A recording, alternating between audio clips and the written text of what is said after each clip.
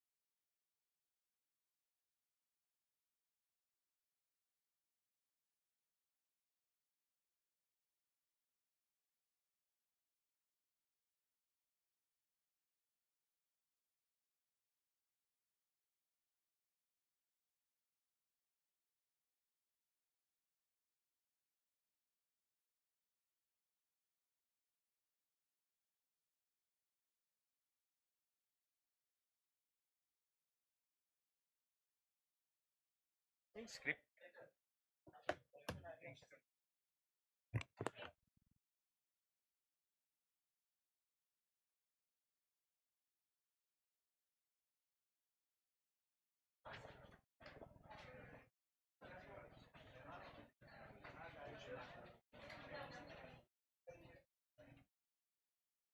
Ay, salamat, Ray.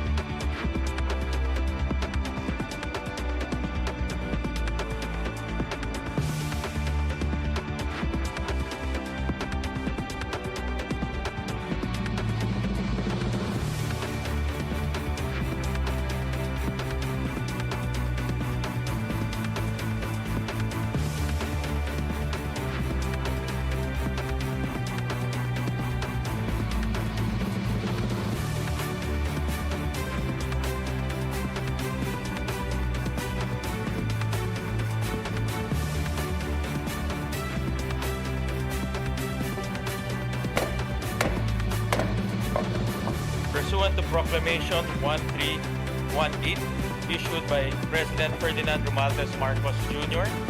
in first session of the Senate in the first special session of the 20th Congress is hereby called to order.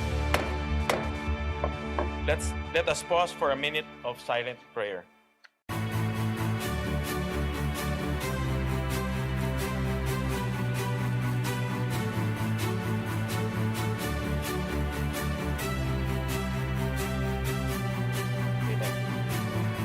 The Secretary will please call the roll. The Honorable Senator Aquino, Senator Cayetano Alan, Senator Cayetano Pia, Senator De La Rosa, Senator Ejercito, Senator Escudero, Senator Estrada, Senator Go, Senator Ontiveros, Senator Lacson, Senator Lapid, Senator Legarda, Senator Marcoleta, Senator Marcos, Senator Padilla, Senator Pangilinan, Senator Soto III, Senator Tulfo Erwin, Senator Tulfo Rafi, Senator Villanueva, Senator Villar Cadil, Senator Villar Mark, Senator Zubiri, Senate President Pro Tempore Gatchalian. With 13 senators present, the chair declares a quorum. Majority Leader. Thank you, Mr. President. Mr. President, I move that we proceed to the election of the Senate President. I so move. Is there any objection? Hearing none, the election of the Senate President is now in order. Mr. President, I move to, if I may be able to be recognized, to nominate our Senate President. Yes, we recognize the Majority Leader. Mr. President, I rise today to nominate Senate President Pro Tem Sherwin Gatchalian as the President of the Senate of the Philippines. Throughout his public service career as member of the House of Representatives, as mayor of Valenzuela City, and as senator, he has consistently proven his competence, his effective leadership, and his unparalleled work ethic. Siya nga po palagi ang nagsasara ng Senado, staying late in his office even after adjournment. As a matter of fact, Mr. President, I hear complaints from your staff that hindi na po sila nakakauwi ng disenteng oras dahil overworked daw sila, overworked. At palagi nilang tinatanong sa akin, kailan ko daw siyang mahahanap ng girlfriend para makauwi daw ng mas maaga. Kaya, Mr. President, ikaw nga po daw ang sinasabi niya nagsasara ng Senado na wala na pong staff, ikaw na lang po naiiwan. And that just shows your dedication, Mr. President, on how hardworking you are in preparing for the days ahead. He has ably led some of our most demanding and time-consuming and consequential committees, namely the Committee on Energy, the Committee on Economic Affairs, the Committee on Basic Education, and most notably, the Committee on Finance. As Finance Chair, he had navigated the very challenging period in the wake of flood control scams coming into light. But he led the Finance Committee with great resolve, spearheading unprecedented initiatives to ensure accountability and transparency in the national budget. I believe that this last budget, my dear colleagues, was one of the most transparent in recent history. As a matter of fact, whatever projects that we wanted to insert or amend into the budget, we had to come up with voluminous requirements and documents coming from the agencies themselves and the receiving bodies like the LGUs. And that was the request, not just the request, it was the demand of then Finance Chair Wing Gatchalian. He's the leader that the Senate needs in this time of division and disarray, and he has done this before. I know he'll be able to rise above the fray and lead us back to our principal function, which is to attend to the work of legislation. I have every confidence that as Senate President, he'll be able to set the institution back on the right path, guided by the highest standards of service, integrity, and morality. To my colleagues, I plead, let us elect Senate President Gatchalian and let us get back to our work in this hallowed institution. Maraming salamat po, Mr. President. And maybe we don't need to put it to a vote, Mr. President. Maybe we can do it by acclamation, Mr. President. Ayes and nays would be fine. I so move, Mr. President. So, And I move to close. There are no other nominees for Senate President, I move to close the period of nomination. Any objection? Hearing none, the nominations are closed. Therefore, Mr. President, we'd like to Therefore- congratulate. Ye, as you said, for, Yes. to vote Ayes and will, nays. as acclamation. All those in favor of Senator Sherwin Gatchalian as Senate President of the Republic of the Philippines, say aye. Aye. All those against, say nay. The ayes have it. Senator Sherwin Gatchalian is declared Senate President of the Republic of the Philippines. May we ask Senator Gatchalian to, before that, Senator Francis Pangilinan is recognized. Yes, just for the record that the vote, having a quorum, is unanimous, Mr. President, for the record. Thank you. We place that on record. May we ask Senator Sherwin Gatchalian to ascend to the rostrum to take his oath as Senate President.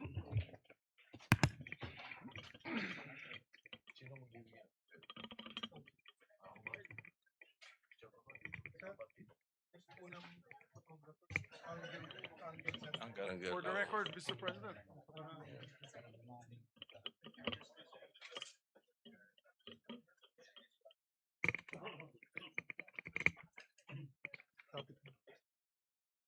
Yan po sa ilaw. Spotlight. May mga kasama ka. Meron. Ilang minutes? Oo, dapat. Mix at saka si Cheese. Mix. May we request Senator Zubiri and Senator Escudero to please join us. Dito sila likod ko. Pamilya mo sa likod ko. Okay.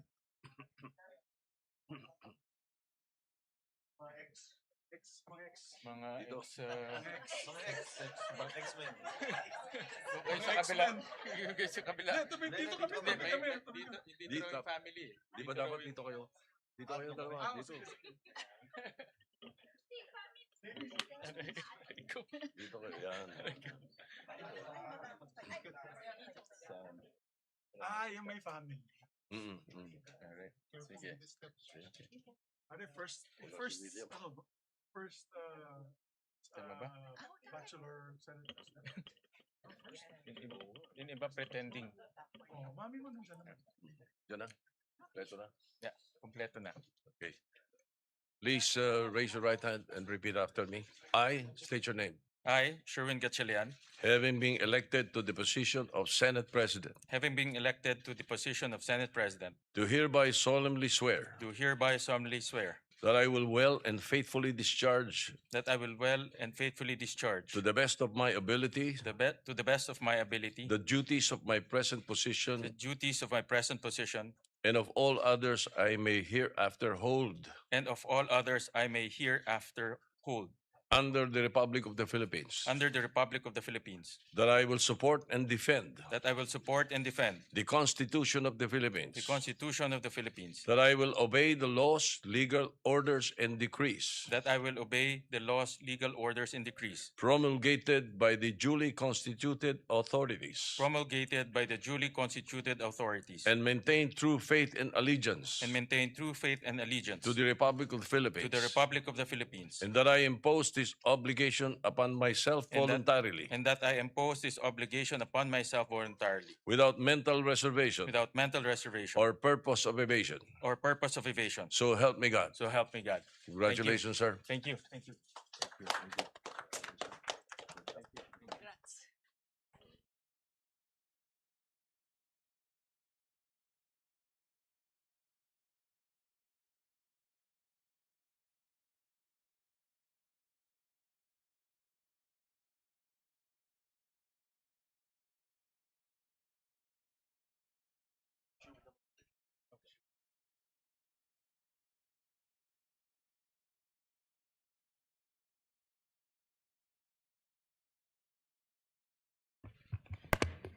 Majority Leader.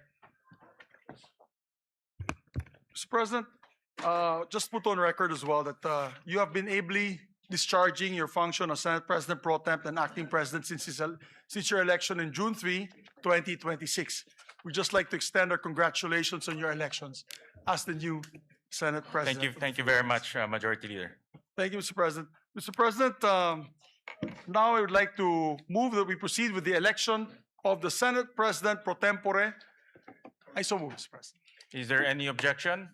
Hearing none, the election of the Senate President pro tempore is in order. May I ask may we recognize, Mr. President, Senator Ping Lacson for the nomination. We recognize Senator Ping Lacson. Thank you, Mr. President.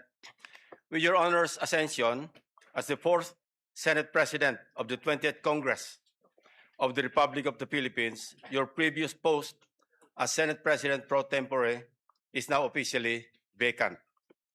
May I therefore nominate Senator Vicente Soto III to the position of Senate President pro tempore. Before I make my motion, Mr. President, I think I will be remiss of my duty and responsibility as a senator, colleague, and friend if I didn't thank and commend our two distinguished colleagues, Senator Chis Escudero and Senator Joel Villanueva, for responding to their higher calling for this chamber, our beloved institution known as the Philippine Senate, higher than their friendships, their affiliations, and every individual member of this body, even higher than themselves. I would also wish to put on record that I intentionally and voluntarily relinquished the chairmanship of what is known or often referred to as the most powerful committee, the Blue Ribbon, for two primary reasons. Number one, I am tired of losing old friends and creating new enemies. And number two, there are other colleagues who are equally, if not more qualified than this humble representation to take on the job. If there were no takers, I was willing, albeit with a heavy heart, to retain and continue sitting as chairman and resume a duty that I am morally and obligated to perform. With that, Mr. President, I move to nominate the position of Senate President pro tempore, Senator or the Honorable Vicente Soto III. I so move, Mr. Chairman, Mr. President. Thank you. Thank you. Majority Leader. Thank you, Mr. President. And just to give a short manifestation, Mr. President, I'd like to have the privilege to second the nomination of Senator Vicente C. Soto III as a Senate President pro temp. I was his majority leader in all three times he was elected as Senate President. It was an honor for me to be his majority leader. He used to call me Major, as the major in the plenary. But I can say from experience that he's second to none when it comes to knowledge of our institutional rules, traditions, and processes. He's what we need in the Senate leadership today. Someone who will protect the stability of the Senate and uphold the rules that give this institution shape and direction. Therefore, I would like to second the nomination of Vicente C. Soto III as our Senate President pro tem. Mr. President, there being no other nominations, I therefore move that we close the period of nomination and proceed with acclamation. We therefore close the period of nominations and proceed to the voting for the Senate President pro tempore. Those who are in favor say aye. Aye. Those who are not in favor say nay. The ayes have it. Congratulations to our new Senate President pro tempore, Senator Tito Soto. May we proceed, Mr. President, with the oath taking of the Senate President pro tempore.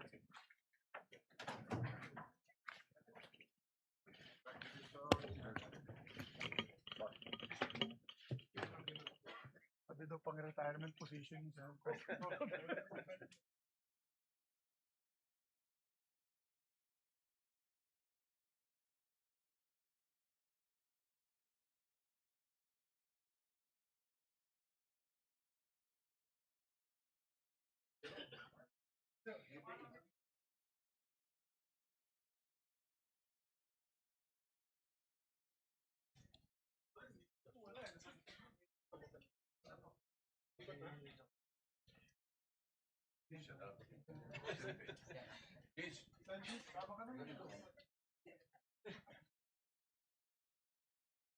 You want us to be behind you, sir? Ito pala. Ayan pala. Thank you. Sorry, dito na kami dumaan, sir.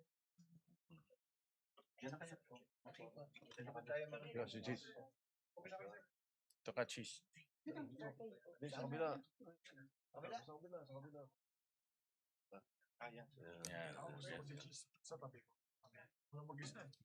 Okay. Oath of office, please repeat after me. I state your name.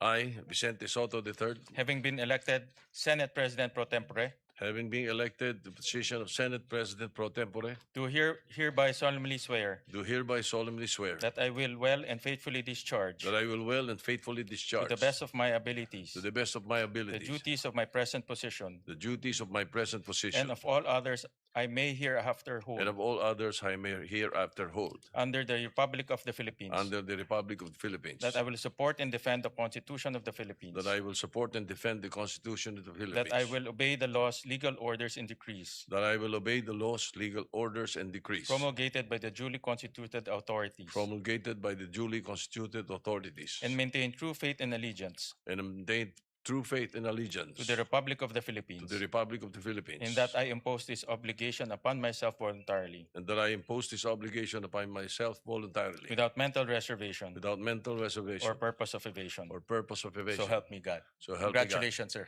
Thank you, sir. Congratulations.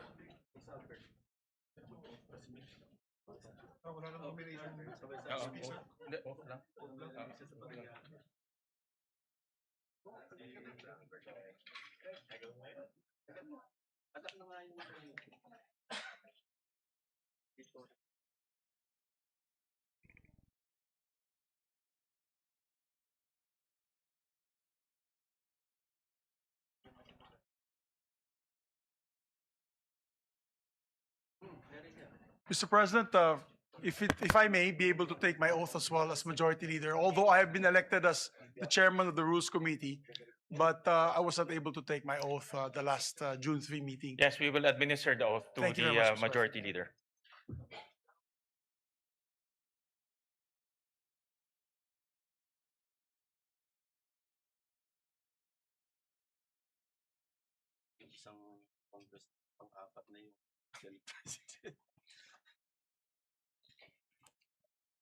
Oath of office, please repeat after me. I state your name.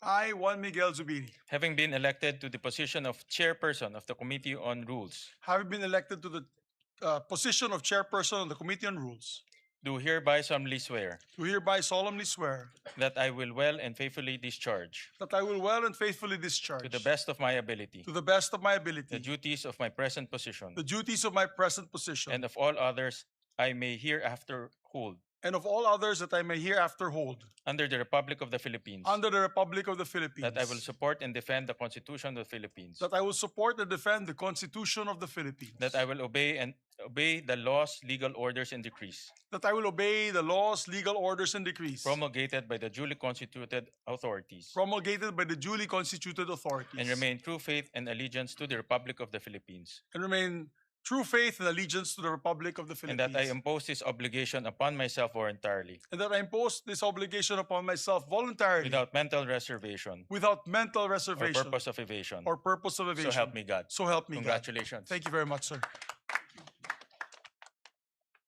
Thank you, sir.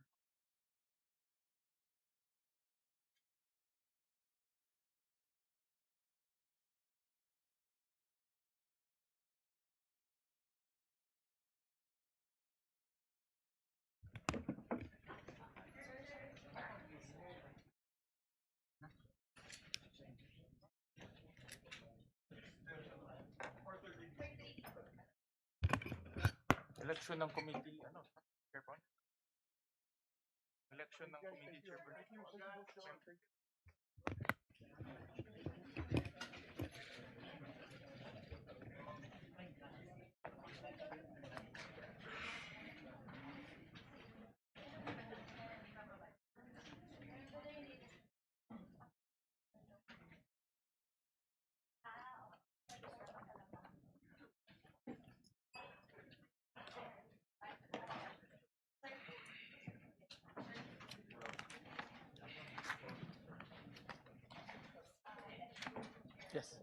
Oh, do you have the list? I don't have it.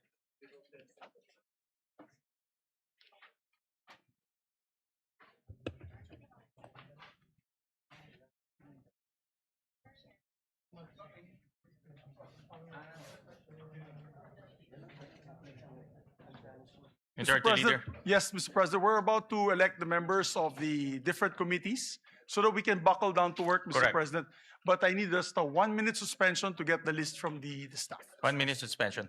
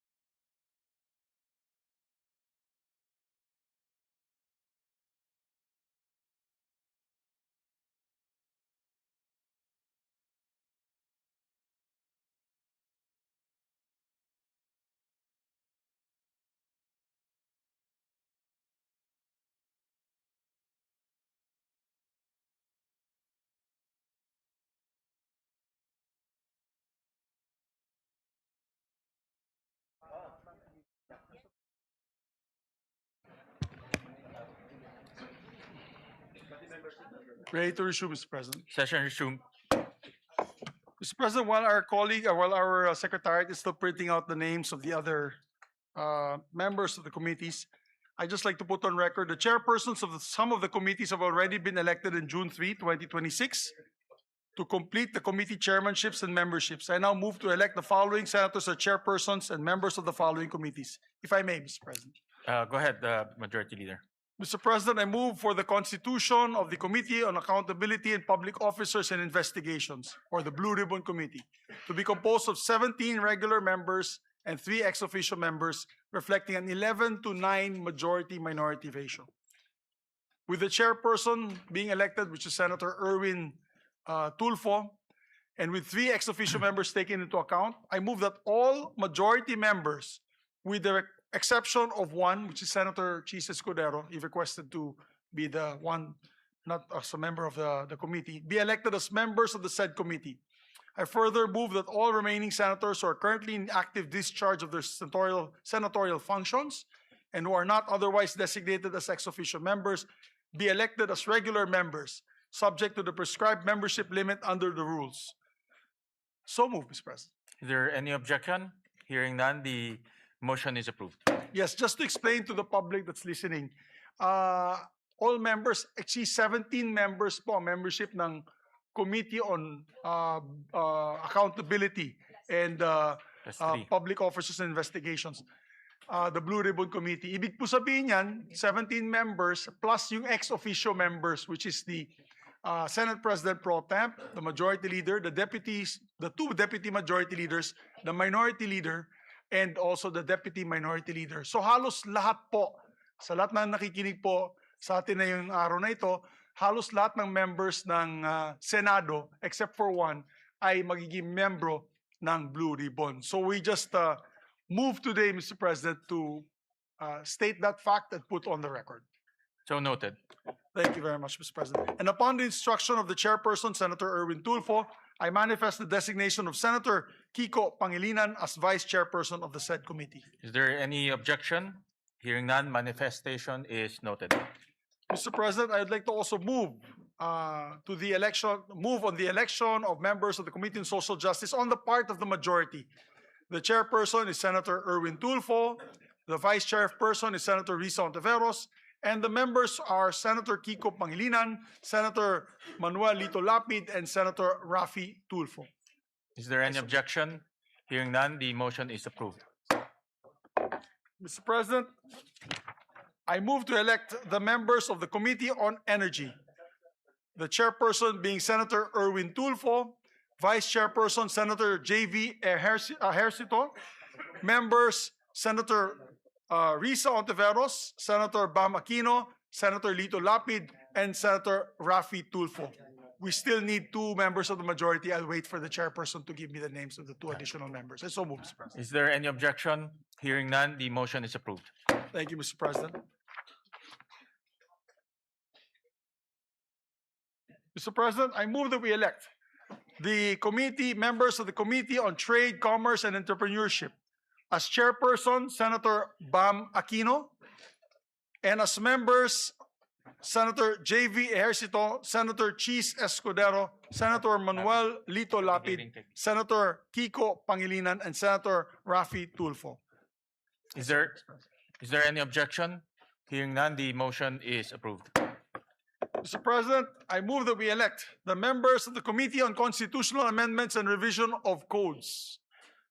The chairperson being Senator Francis Kiko Pangilinan, and members Senators Risa Ontiveros, Senator Ping Lacson, Senator J.V. Ejercito, Senator Bam Aquino, Senator Lito Lapid, and Senator Cheese Escudero. I so move. Is there any objection? Hearing none, the motion is approved.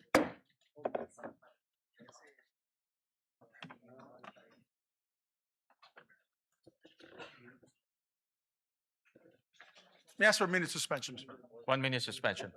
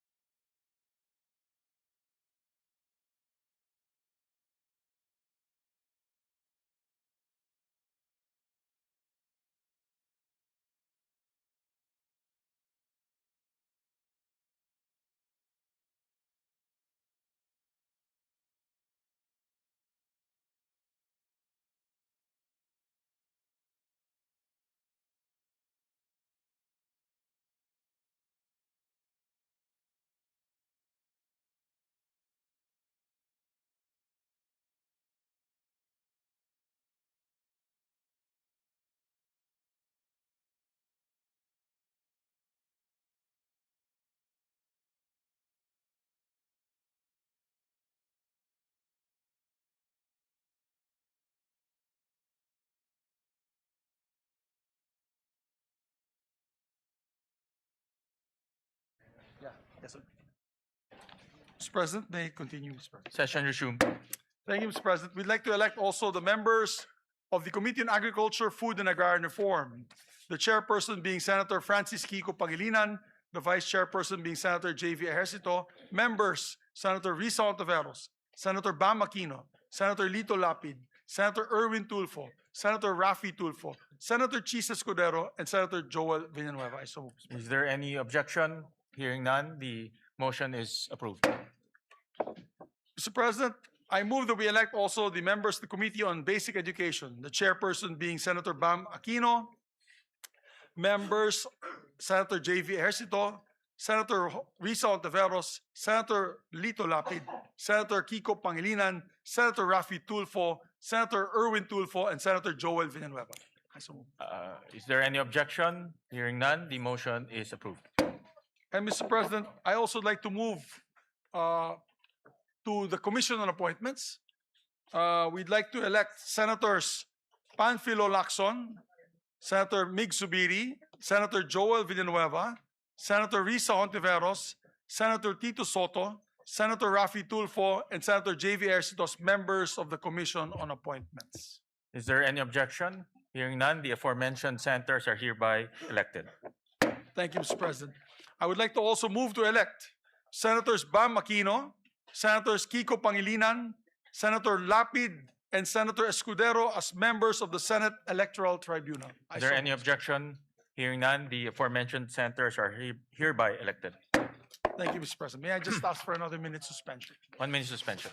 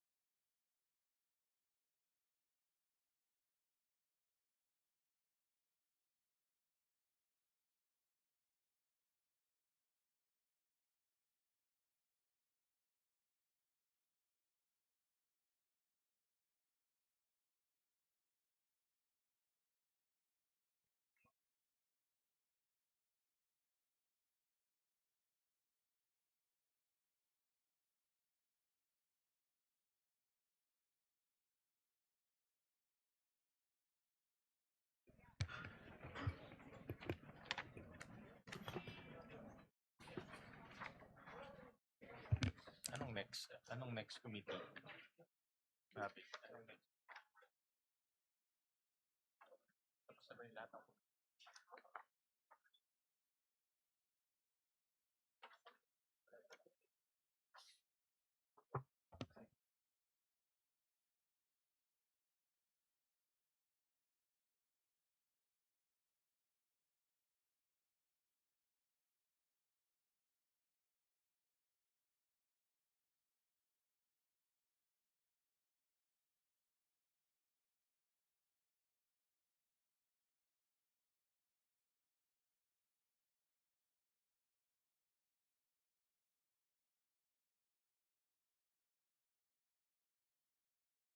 Ready to resume, Mr. President. Session resumed. Thank you, Mr. President. Mr. President, the same situation is on the Committee on Foreign Relations, where there are 17 members of the Senate who are members of this committee. I move, and me being the chairperson, Mr. President, that was elected last June 3, that I have attained the position as chairperson of the Committee on Foreign Relations, and that all members be made as members of the Foreign Relations, except for one on our part, Mr. President, with the permission of Senator Lito Lapid. Does the committee have 17 members as well? Yes. Okay. So the same So situation same as the Blue situation Ribbon. as Blue Ribbon. Yes. Mr. All right. President. So we elect all members except for Senator Lapid as member of the chair Committee on Foreign Relations. So moved, Mr. President. Is there any objection? Hearing none, the motion is approved. Thank you, Mr. President. Mr. President, also for the Committee on Science and Technology, I move that we elect the members, the chairperson being Senator Bam Aquino, the members being Senator J.V. Ejercito, Senator Kiko Pangilinan, and Senator Risa Ontiveros. I so move, Mr. President. Is there any objection? Hearing none, the motion is approved. Mr. President, I'd like to also move to elect the members of the Committee on Justice. The chairperson being Senator Francis Kiko Pangilinan, Vice Chairperson Senator Ping Lacson, and members Senator Risa Ontiveros, Senator Bam Aquino, and Senator Joel Villanueva. Is there any objection? Hearing none, motion is approved. And also like to designate, for the record, Senator Ping Lacson as one of the Vice Chairpersons of the Blue Ribbon Committee. I forgot to mention earlier. So noted. May I ask for a minute suspension, Mr. President? 1 minute suspension.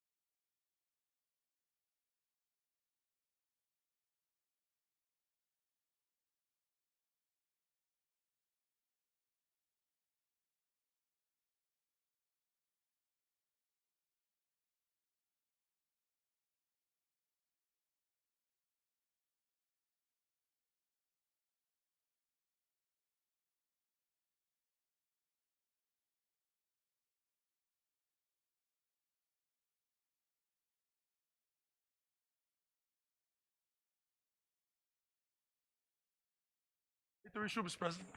Session resumed. Thank you, Mr. President.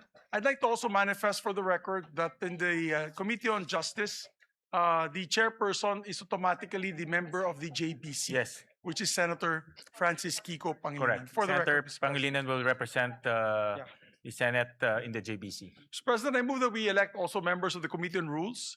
Mr. President, I move that we elect Senator J.V. Ercito, Senator Ping Lacson, Senator Kiko Pangilinan, Senator Erwin Tulfo, and Senator Joel Villanueva as members of the Rules Committee. Is there any objection? Hearing none, the motion is approved. Thank you, Mr. President.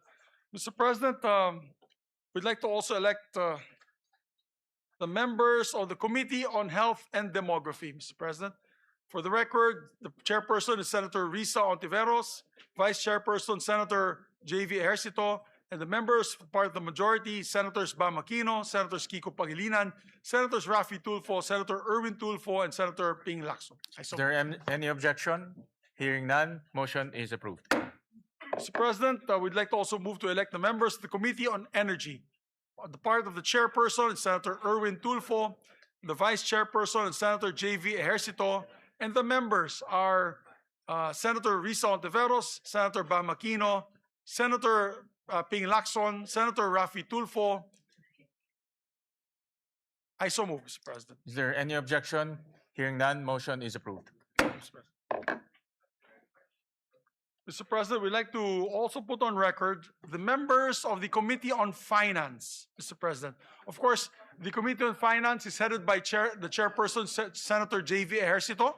And with respect to the committee, each committee is composed of 20 members. So I move that all senators, with the exception of the Senate President and those serving in an ex officio capacity, be elected and designated as regular members of both committees. I so move, Mr. President. Is there any objection? Hearing none, the motion is approved.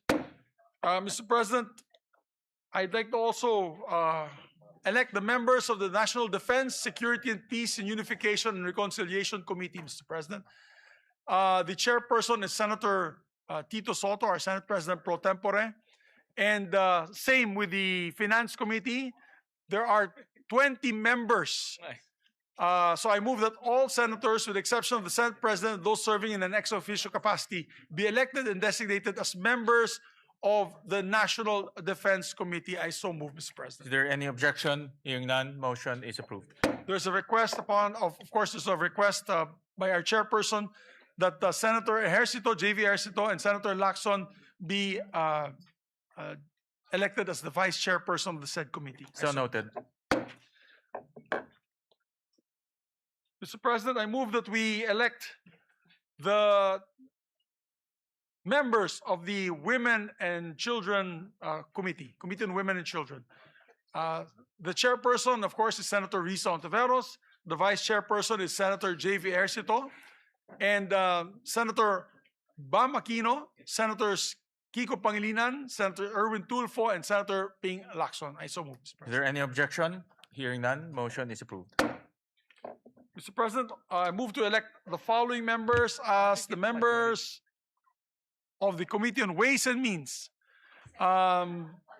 This chairperson is Senator Bam Aquino, and the members are Senator Pia Ontiveros, Senator Kiko Pangilinan, Senator Chis Escudero, Senator Erwin Tulfo, Senator Rafi Tulfo, and Senator Joel, what did I say? Risa Ontiveros. What did I say? Ay, dako. Wala pa si Pia, hindi pa siya senator.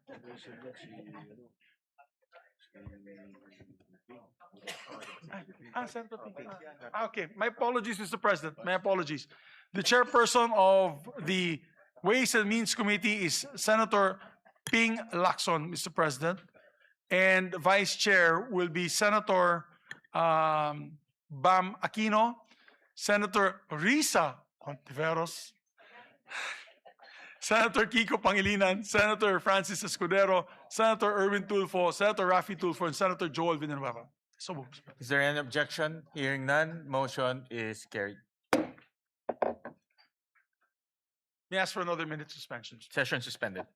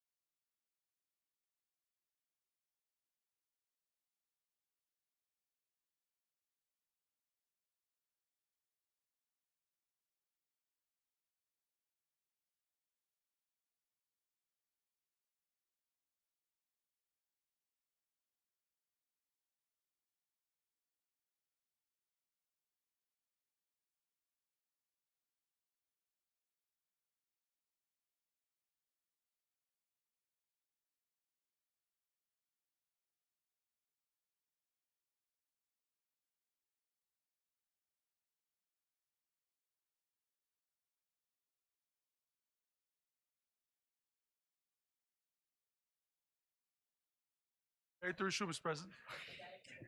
Session resumed.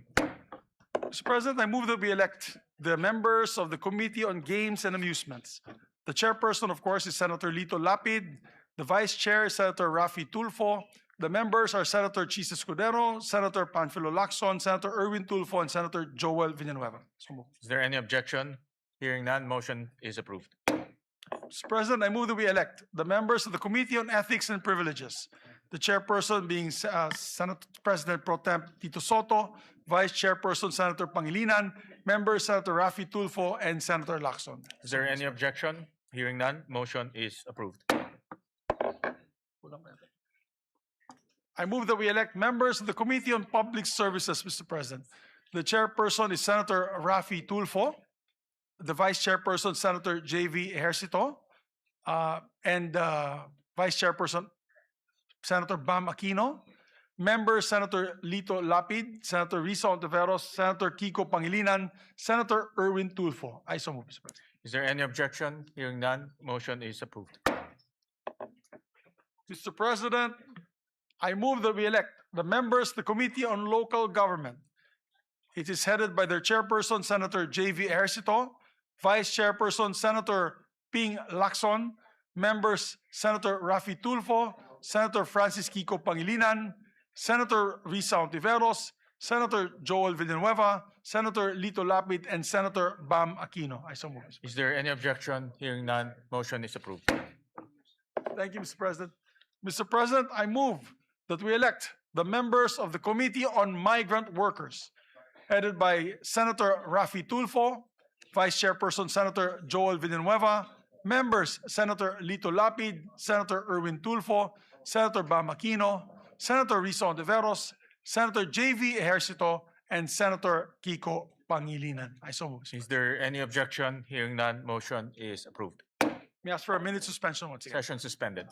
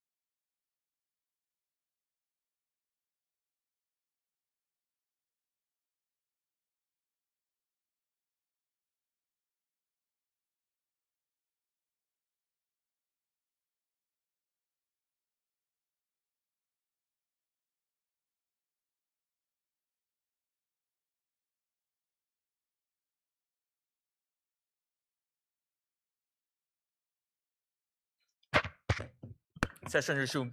Thank you very much, Mr. President. Mr. President, I'd like to ask my colleagues for a bit of patience because the lists were only given today and they're just verifying all the names na hindi magdodoble po tsaka hindi po tayo sumobra sa allotted Number of ratio seats. natin, Mr. President. So, and I'd just like to reiterate the election of the JBC representatives pursuant to Article 8, Section 8 of the Constitution. I move to elect Senator Francis Pangilinan as the Senate representative to the Judicial and Bar Council. Vice Sen. Rodante Marcoleta. I so move, Mr. President. Is there any objection? Hearing none, Senator Francis Pangilinan is hereby elected to the JBC. Mr. President, I move that we elect, or rather, I move that we retain Senator Joel Villanueva as chairperson of the Committee on Higher Education. And his vice chairman will be Senator Ejercito, members Senator Bam Aquino, Senator Kiko Pangilinan, Senator Raffy Tulfo, and Senator Escudero. I so move. Is there any objection? Hearing none, motion is approved. And I'd like to make a correction. In the Committee on Games, it's not Senator Raffy Tulfo who's the vice chairperson. It is Senator Erwin Tulfo. So noted. My apologies to the chairperson. As regards to the CA membership, Mr. President, for the record, that this representation and that of Senator Soto are vice. We replace Senators Lito Lapid and Senator Mark Villar, respectively, for the record, Mr. President. Yeah. So noted. Mr. President, we'd like to also elect the members of the Committee on Labor. Chairperson, Senator Joel Villanueva. Vice Chairperson, Senator J.V. Ejercito. And members, Senator Raffy Tulfo, Senator Erwin Tulfo, Senator Bam Aquino, Senator Risa Ontiveros, Senator Pangilinan, and Senator Escudero, Mr. President. Is there any objection? Hearing none, motion is approved.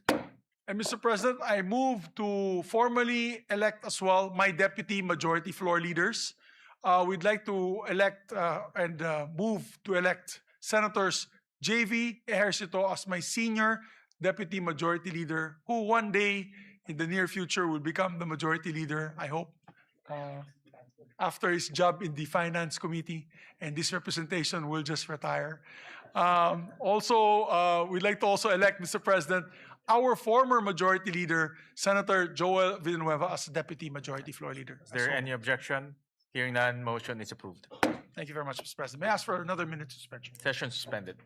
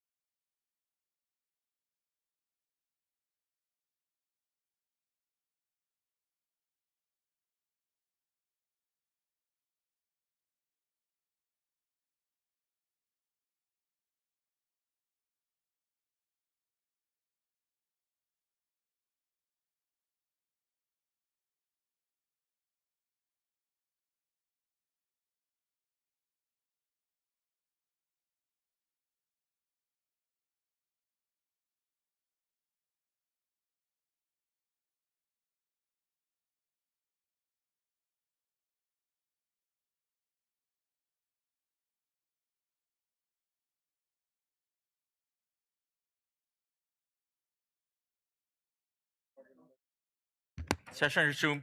Thank you, Mr. President. Mr. President, may we request, while we're just awaiting for the names of the committee memberships of the other remaining committees, may we request our members and colleagues to come back to the floor so that we may proceed for a third reading vote.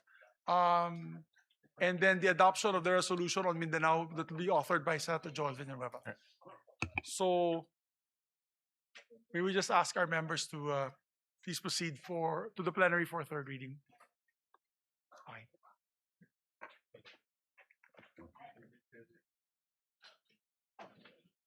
Erwin and Senator Lito. Okay. Senator Erwin.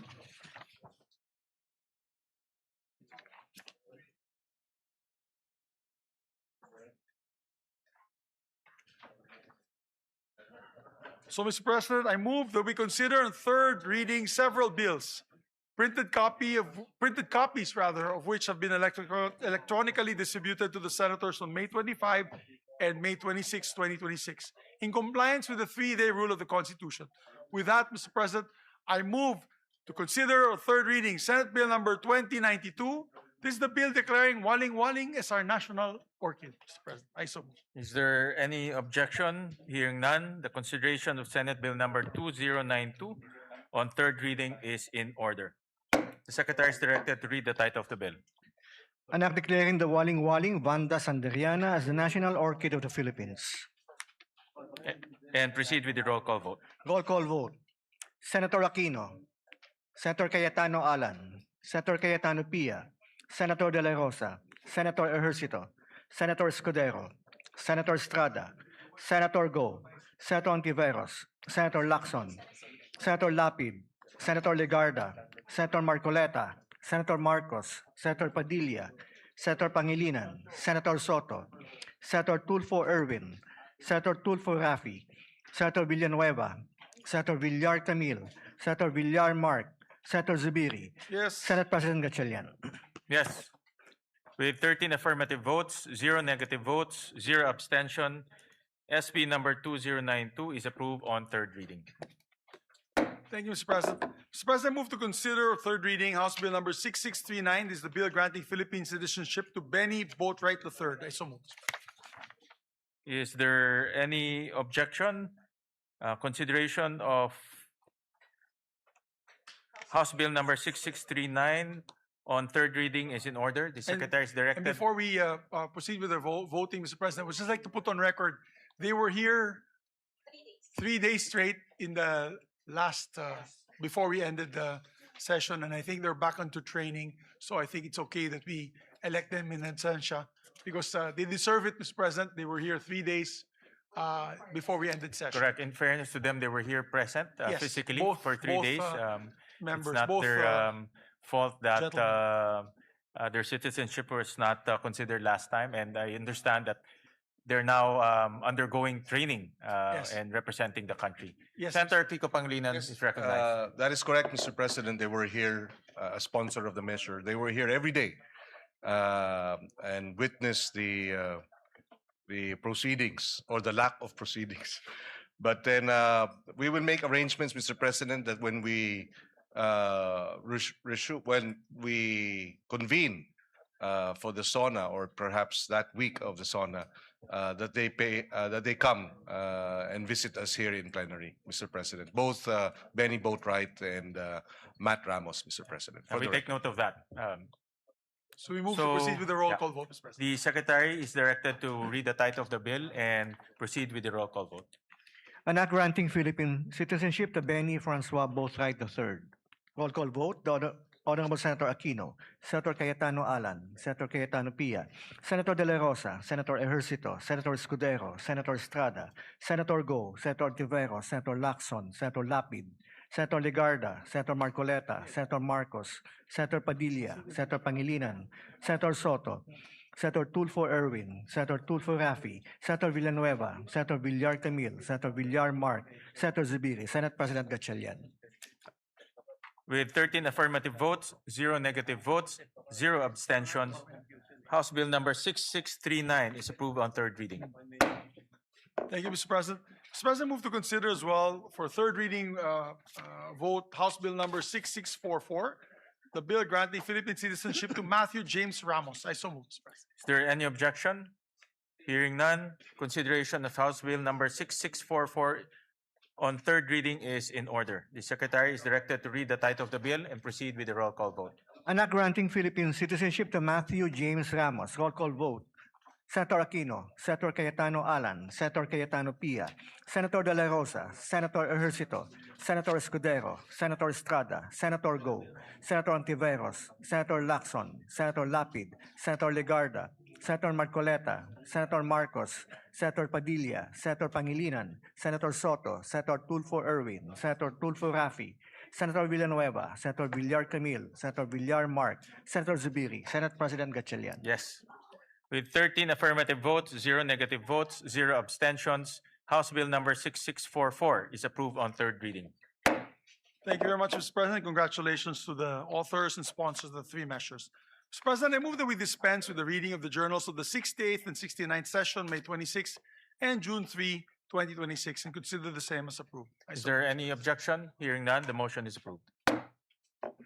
Mr. President, now we take up a very important measure that our dear colleague, distinguished former majority leader, had filed. I move that we consider proposed Senate Resolution number 447, and this is a resolution urging adequate funding for Mindanao earthquake relief and rehabilitation. I so move, Mr. President. Is there any objection? Hearing none, the motion is approved. Mr. President, I move that we recognize a distinguished former majority floor leader, our deputy majority floor leader, no other than our distinguished colleague from Bulacan, Senator Joel Villanueva. We recognize the distinguished gentleman from Bulacan. Thank you very Senator much, Villanueva. Mr. President, our distinguished majority leader. Mr. President, distinguished colleagues, it is an honor to rise before this August chamber to sponsor proposed Senate Resolution number 447, urging the national government to ensure adequate funding and resources for the relief, rehabilitation, reconstruction, and recovery of communities devastated by the recent earthquake in Mindanao. Ginoong Pangulo, ang usapin po natin ngayon ay hindi lamang tungkol sa pondo. Ito po ay tungkol sa mga buhay na winasak ng lindol at sa ating tungkulin na tulungan ang ating mga kababayan na muli pong makabangon. Noong pong 8 ng Hunyo, isang magnitude 7.8 na lindol ang tumama malapit sa Sarangani Province. Sa loob lamang po ng ilang minuto, nagbago ang buhay ng daang-daang libong Pilipino. As of June 16, at least 68 lives have been lost. More than 1,000 have been injured, and over 30 remain missing. Mahigit 1 milyong individual o higit 330,000 families ang naapektuhan, habang halos 19,000 pa rin ang nananatili sa evacuation centers. Ngunit higit pa po sa mga numerong ito ay ang mga kwento ng ating mga kababayan, mga pamilyang nawalan ng tahanan, mga batang hindi makapasok sa paaralan, mga manggagawa, mga magsasaka, mga mangingisda na nawalan ng kabuhayan, at mga pamilyang nagdadalamhati sa pagkawala ng kanilang mahal sa buhay. Mr. President, Mindanao is a pillar of our national economy. Ito po ay mahalagang pinagmumulan ng pagkain, produktong agrikultura at yamang dagat. Kapag naapektuhan po ang Mindanao, nararamdaman po ito ng ating buong bansa. Initial assessments estimate at least 1.13 billion pesos in damage to public and private infrastructure. And that figure is expected to rise, Mr. President, as assessments continue. Nasira po ang mga tahanan, paaralan, ospital at iba pang mahalagang infrastruktura. Ngunit ang mas malaki pong hamon ay ang muling pagtatayo ng mga komunidad at pagbibigay ng bagong pag-asa sa ating mga kababayan. Kaya Ginoong Pangulo, sa pagkakataong ito, nais po nating makita, nais natin din pong kilalanin, lalo na ang ating mga rescue workers, health workers, uniformed personnel, volunteers, local officials at humanitarian organizations na wala pong sawang tumutulong sa mga nasalanta. Ngunit alam po natin, Ginoong Pangulo, alam natin na hindi po sapat ang bayanihan lamang. Heroism saves lives, but resources rebuild communities. Compassion comforts victims, but funding restores livelihoods. Kaya po kinakailangan nating tiyakin na ang lahat ng magagamit na pondo at suporta ng ating pamahalaan ay agad-agad na mapakilos upang mapabilis ang relief, rehabilitation, reconstruction at pagpapanumbalik ng kabuhayan sa mga apektadong lugar. Ginoong Pangulo, sa panahon po ng sakuna, nasusukat hindi lamang po ang tibay ng ating mga infrastruktura, kundi ang tibay ng ating pagkakaisa bilang isang bansa. Ngayon ang panahon upang patunayan na walang Pilipinong maiiwan. And for these reasons, Mr. President, I respectfully seek the support of our esteemed colleagues for the immediate passage, immediate adoption of this resolution. Marami pong salamat at pagpalain tayong lahat ng ating Panginoong Diyos. Senator Erwin Tulfo is recognized, then Senator Kiko Pangilinan. May we recognize as well Senator J.V. Ejercito to And sponsor. Senator, we And then recognize, after which, sorry. yeah, we recognize Senator JV first for his Yes, I have the co-sponsorship. list. It's the Senator J.V. Ejercito, Mr. President. After that, Senator Kiko Pangilinan and Senator Erwin Tulfo. And then Senator Raffy Tulfo after. So we first recognize Senator JV Ejercito. Thank you, Mr. President. Ginang Pangulo, mga kasamahan sa Senado at sa mga kababayan natin sa Mindanao, magandang umaga po. I rise today to co-sponsor proposed Senate Resolution number 447, a resolution urging the national government to take all necessary measures to ensure the availability of adequate funding and resources for the relief, rehabilitation, reconstruction, and recovery of communities affected by the recent devastating earthquake in Mindanao. Through the resolution, the Senate joins the nation in mourning and honoring the lives lost during the devastating earthquake that hit our brothers and sisters in Mindanao, particularly the province of Sarangani, South Cotabato, Davao Occidental, and Davao del Sur. 68 deaths were reported by the National Disaster Risk Reduction and Management Council, while 33 remain missing according to the latest reports made by the NDRRMC last Tuesday. Mr. President, ang mga buhay pong ito ay hindi numero lamang. These are lives and futures that were abruptly cut short by this disaster. Ang bawat isa sa kanila ay may pangalan, mayroong kwento, mayroong pangarap, at may mga mahal sa buhay na naiwan. Sila ay mga anak, asawa, kapatid, kaibigan, at mga mahal nating mga kababayan. Nakapanlulumo po ang mga larawan at video na nakita natin online. Ano pa kaya ang aktwal na pakiramdam at sitwasyon na dinadanas ng ating mga kababayan? Bilang magulang, nakakatakot isipin na malagay sa parehong sitwasyon ang aking mga anak. Nakita natin ang mga mag-aaral at mga guro na napuno ng takot habang niyayanig ng lindol ang kanilang paaralan. Nakita natin ang ilan nating kababayan na wala nang magawa kung hindi tignan na lamang ang pagguho ng mga gusali at negosyo na kanilang pinagtrabahuhan at ipinundar. Bukod sa mga buhay na nasayang, maraming bahay ang nasira at maraming kabuhayan ang naapektuhan at nawala. Mr. President, this tragedy is a painful reminder that the country is so vulnerable to disasters and calamities, and that we have so much work to do in terms of disaster preparedness. Lalo na nating nakita ang kahalagan ng matatag na infrastruktura at sistema ng pagpaplano sa pagsasaayos ng ating mga komunidad. Resilience should not just be expected from our constituents, but should mean that our infrastructure systems and responses can withstand the wrath of nature. Sa ilalim ng liderato ni Senate President Win Gatchalian, mabilis na nakapag-abot ng paunang tulong ang Senado sa maapektadong komunidad. Subalit alam natin na hindi matatawaran ng kahit anong ayuda, donasyon o anumang halaga ang mga buhay na nawala at ang sakit ng trahedya na dinaranas ng mga naiwang pamilya. Kaya naman, nakikiisa ko sa panawagan na sa pamamagitan ng Senate Resolution na ito ay tiyakin ng ating pamahalaan ang agaran at pangmatagalang suporta para sa rehabilitasyon at pagbangon ng Mindanao. Bigyan natin ng malalim na kahulugan ang mga nawalang buhay sa pamamagitan ng pagtiyak na ang naiwan ay muling makapagsisimula. Ginoong Pangulo, gagawin natin ang ating tungkulin dito sa Senado.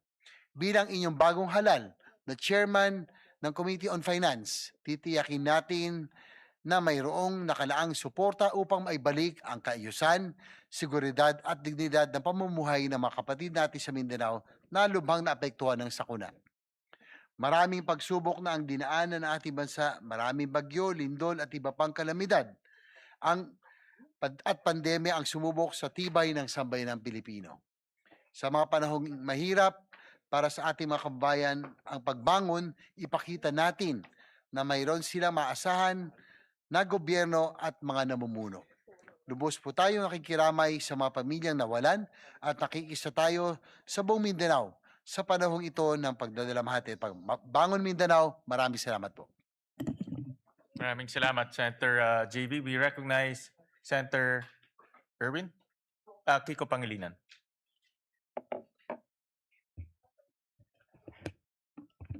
Thank you, Senate President Gatchalian. Dear colleagues, I rise to co-sponsor Senator Joel Villanueva's Senate Resolution number 447. In times of calamity, the Senate must speak as one. I commend Senator Joel Villanueva for his quick thinking and swift leadership on this resolution, which reflects the Senate's shared duty to help Mindanao recover, rebuild, and prosper.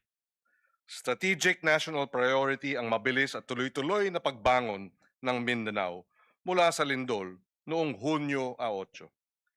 Bakit?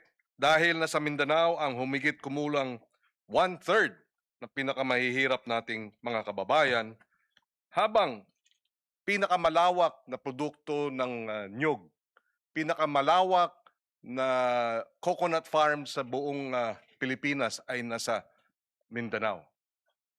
40%, 30% of the national food trade comes from Mindanao. Food basket ng Pilipinas ang Mindanao. It is also one of our most dynamic growth frontiers. Maraming mga tahanan, paaralan, ospital, kalsada, tulay, mga sistema ng kuryente at tubig at iba pang mahalagang infrastruktura ang nasira sa Davao Region at Soc-Sargen. Kung hindi ito agad-agad at sapat na matutugunan, mas lalaki ang pinsalang dulot sa agrikultura, pangingisda, logistics at mga lokal na negosyo. Tatagal ang paghihirap ng mga apektadong pamilya at malalagay rin sa alanganin ang pambansang seguridad sa pagkain at katatagan ng ating ekonomiya. Ang Senate Bill number 2259 ng inyong lingkod naglalaan ng 15 billion pesos in supplemental funding. Nilalayon nito na maibalik ang mahahalagang serbisyong pampubliko, maisaayos at mapatatag ang mga kritikal na pasilidad at maibangon ang kabuhayan ng ating mga magsasaka, mangingisda, manggagawa, maliliit na negosyo, lahat lubhang apektado ng lindol. Sa pagsuporta ng PS Resolution number 447 ni Senator Joel at sa ating Senate Bill 2259, pinagtitibay ng Senado na nasa interes ng buong Pilipinas ang pagbangon ng Mindanao. Dahil pagprotekta ito sa ating sistema ng pagkain, pangangalaga sa mga trabaho at pagpapatatag at pagpapabagsak o baba ng presyo ng mga bilihin. Sa sama-sama nating pagkilos, bubuo tayo ng isang Mindanao na mas matatag, mas ligtas, at mas handa, gayon din ng buong bansa. Kaysa natin ang ating mga kababayan sa Mindanao at hindi natin iiwan ang mga kababayan natin dito. Maraming salamat. And again, maraming salamat kay Senator Joel for sponsoring this measure. We recognize the gentleman from Palawan, Senator Erwin Tulfo. Thank you, Mr. President. I rise today to express my full support and to formally manifest my co-sponsorship of the Senate Resolution number 447, which urges the government to take all necessary measures to assist the people of Mindanao following the recent earthquake that has caused significant damage to lives, homes, infrastructure, and livelihoods. In times of calamity, it is our duty as public servants to ensure that affected communities receive immediate, adequate assistance. The earthquake has brought hardship and uncertainty to many families, underscoring the need for a swift, coordinated, and comprehensive response from all concerned agencies. Through this resolution, we reaffirm our commitment to mobilizing relief efforts, providing emergency assistance, restoring essential services, and supporting the long-term recovery and rehabilitation affected areas. We also recognize the resilience of the people of Mindanao and stand in solidarity with them as they rebuild their communities. It is imperative that the national government, together with local government units and relevant stakeholders, work closely to address the urgent needs of those affected and to strengthen disaster preparedness and response mechanism to mitigate the impact of future calamities. Ginong Pangulo at mga kasamahan, ito po yung sinasabi ko noon pa at paulit-ulit ko na sinasabi. Isantabi po natin ang ating mga personal or group interest. Alang-alang po sa mas nakakarami sa atin. We commend Senator Joel Villanueva for coming in today to file this resolution for the victims of the Mindanao quake. Thank you, Senator Joel Villanueva, for this resolution. For this reason, I wholeheartedly support and co-sponsor Senate Resolution number 447, Mr. President, and urge its immediate adoption. Thank you and good morning. Any more, Majority Leader? Any more, Senator Rafi? Yeah. While waiting for Senator Rafi, let me commend the resolution filed by Senator Joel Villanueva, PS Resolution 447. Ito po ay napapanahon dahil po yung naranasan ng Mindanao, particularly Sarangani and Jensan, ay isa sa pinakamalakas na lindol na naranasan po ng ating bansa. At marami pong infrastruktura na nasira doon. Nakita ho namin ni Senator Erwin, Senator JV at Senator Migs. At marami rin pong nasawi na buhay. At kami po ay nakikiramay at nakikiisa po sa mga kababayan ho natin sa Jensan, Sarangani at sa lahat pong ng lugar na tinamaan po ng lindol. At kaya po nagbibigay pugay ho kami kay Senator Joel dahil ito pong resolusyon ay nagdedirekta ng mabilis na action o mabilis na action at mabilis po na pag-release ng pondo para po makatulong po sa mga kababayan natin sa Mindanao. With that, we recognize Senator Rafi Tulfo.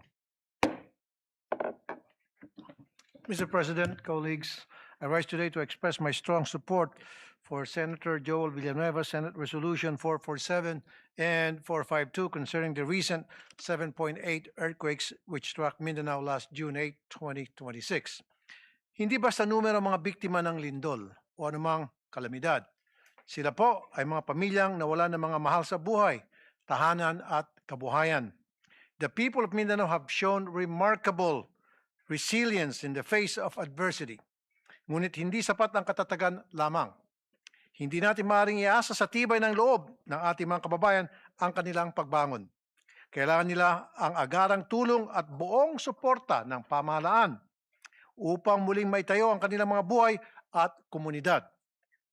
These resolutions recognize the urgent need to assess the full extent of the damage, ensure the relief and rehabilitation efforts are delivered efficiently, and identify measures that will strengthen the preparedness of our community against future disasters. Kasabay po nito, kinikilala natin rin ang kabayanihan ng ating mga rescue workers, medical teams at frontliners na nagbuwis ng oras at lakas upang pangunahan ang ating recovery efforts. For these reasons, I express my support, again, for Senate Resolution 447 and 452 and urge my colleagues to continue working together to ensure that the affected communities receive the assistance, rehabilitation, and protection that they deserve. May we continue to pray for their rehabilitation and for the continued safety of all our kababayans. Maraming salamat po, Mr. President. Thank you. Thank you very much for the co-sponsorship speech.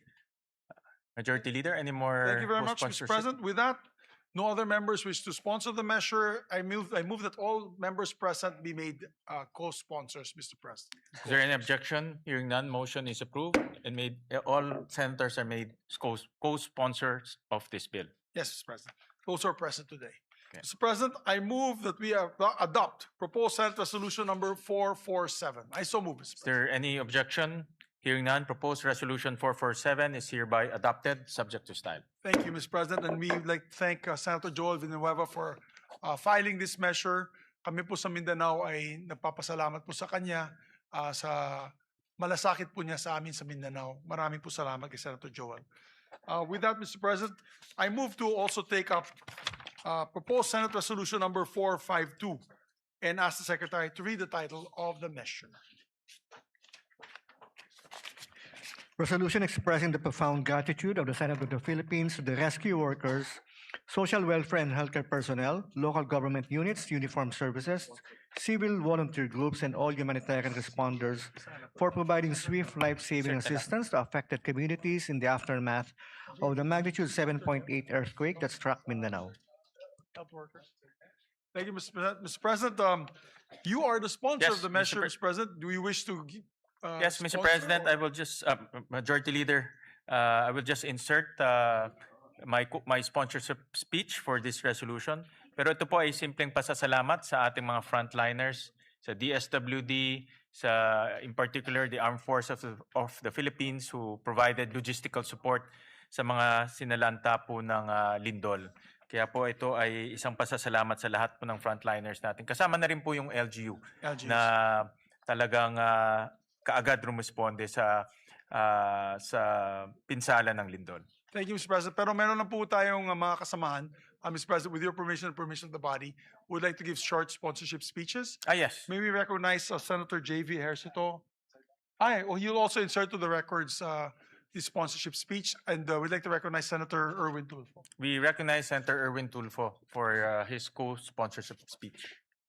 Mr. President, colleagues, I rise today to manifest my support and co-sponsorship on Senate Resolution number 452, expressing the profound gratitude of the Senate to rescue workers, social welfare, healthcare personnel, local government units, uniformed services, civil volunteer groups, at sa lahat po ng humanitarian responders sa government man o sa pribadong kumpanya. Marami po akong nabalitaan na may mga private companies po. Yung iba po galing sa mga mining corporations na nagpadala po ng kanilang workers para tumulong po sa paghahanap sa mga natabunan ng mga gumuhong gusali. Therefore, Mr. President, this resolution would like to express my support to thank all those involved, including the local government units who were there at the very first instance, the first responders to go around to check their constituents. Maraming salamat po sa inyo. Thank you, Mr. President. Muli, nagpapasalamat ho kami sa ngalan po ng Senado.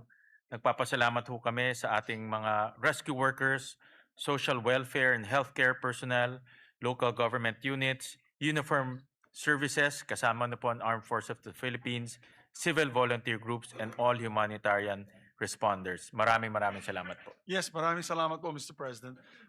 Some, of course, special mention po yung Red Cross, Philippine Yes, Red Cross, kung saan of po course. tayo ay membro bilang governors, Board of Governors of the Philippine Red Na Cross. pinangungunahan po ni And, Chairman Dick Gordon. Chairman Dick Gordon for his speedy action, always ready, always there, always first, always ready, always there, na Red Cross, headed by Senator Dick Gordon. We'd like to thank them.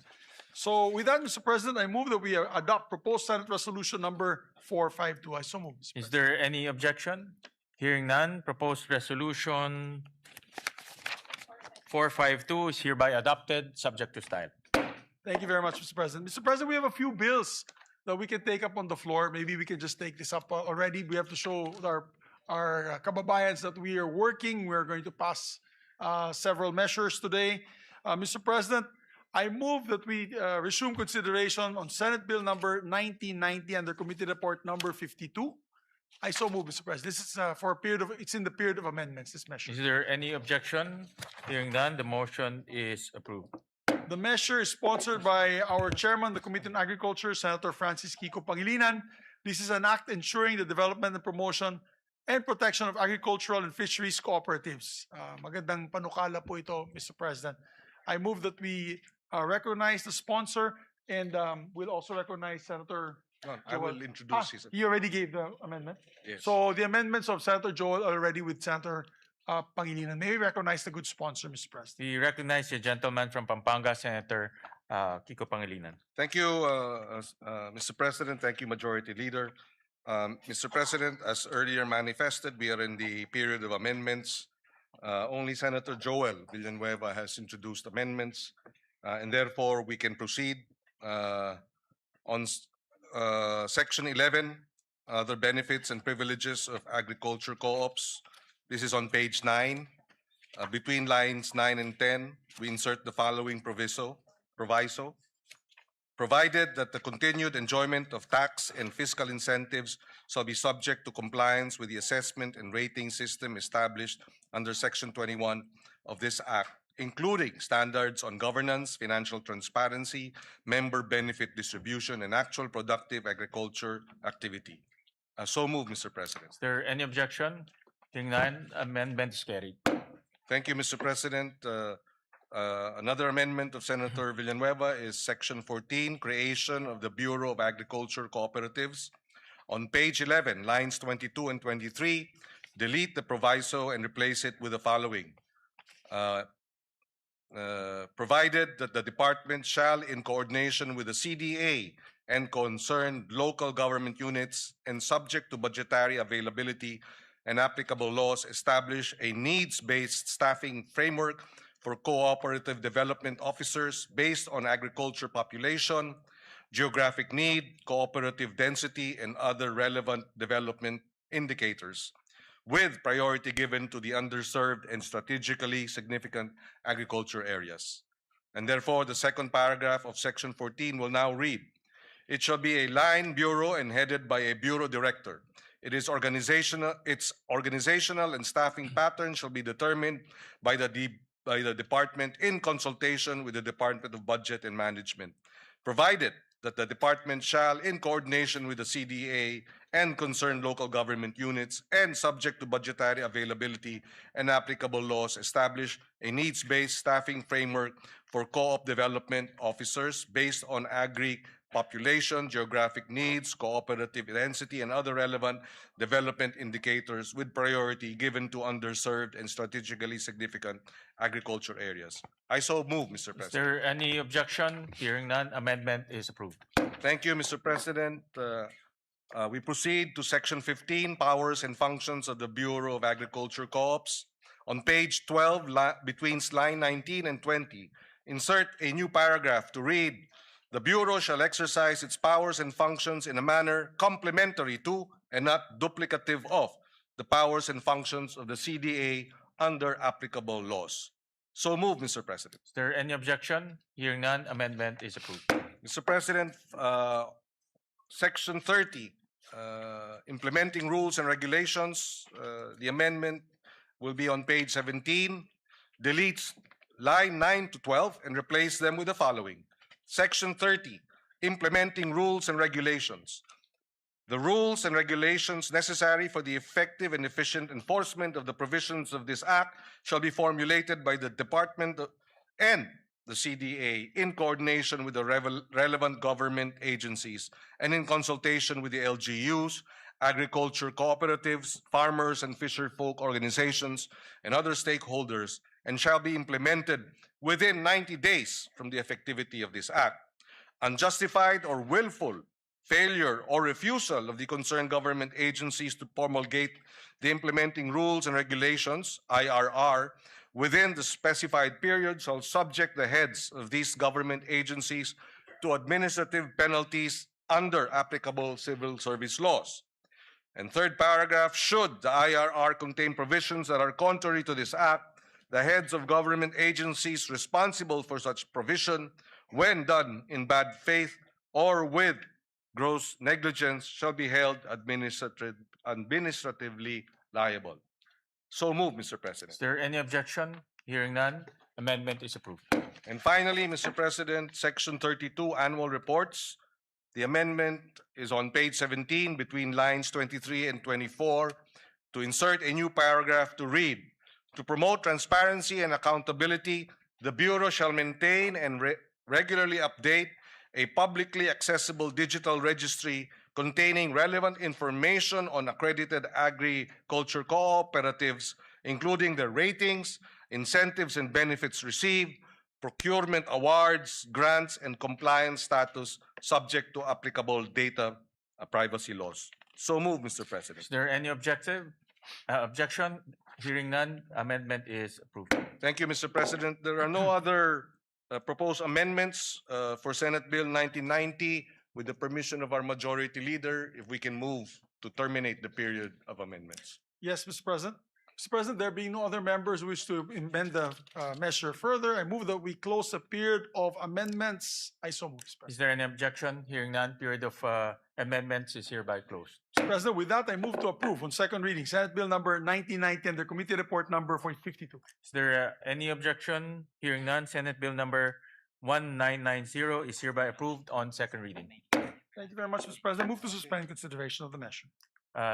Consideration is hereby suspended. Mr. President, we are in receipt of a bicameral conference committee report on the disagreeing provisions of Senate Bill number 1894 and House Bill number 8476, or the amendments to the Universal Access to Quality Tertiary Education Act, which has been filed with the Bills and Index last June 3, 2026, and was ratified by the House of Representatives on the same date.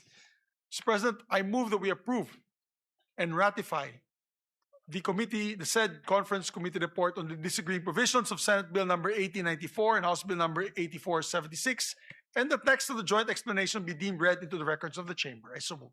Is there any objection? Hearing none, the motion is approved. The conference committee report is approved and ratified. Thank you very much, Mr. President. And Mr. President, yes, Mr. President.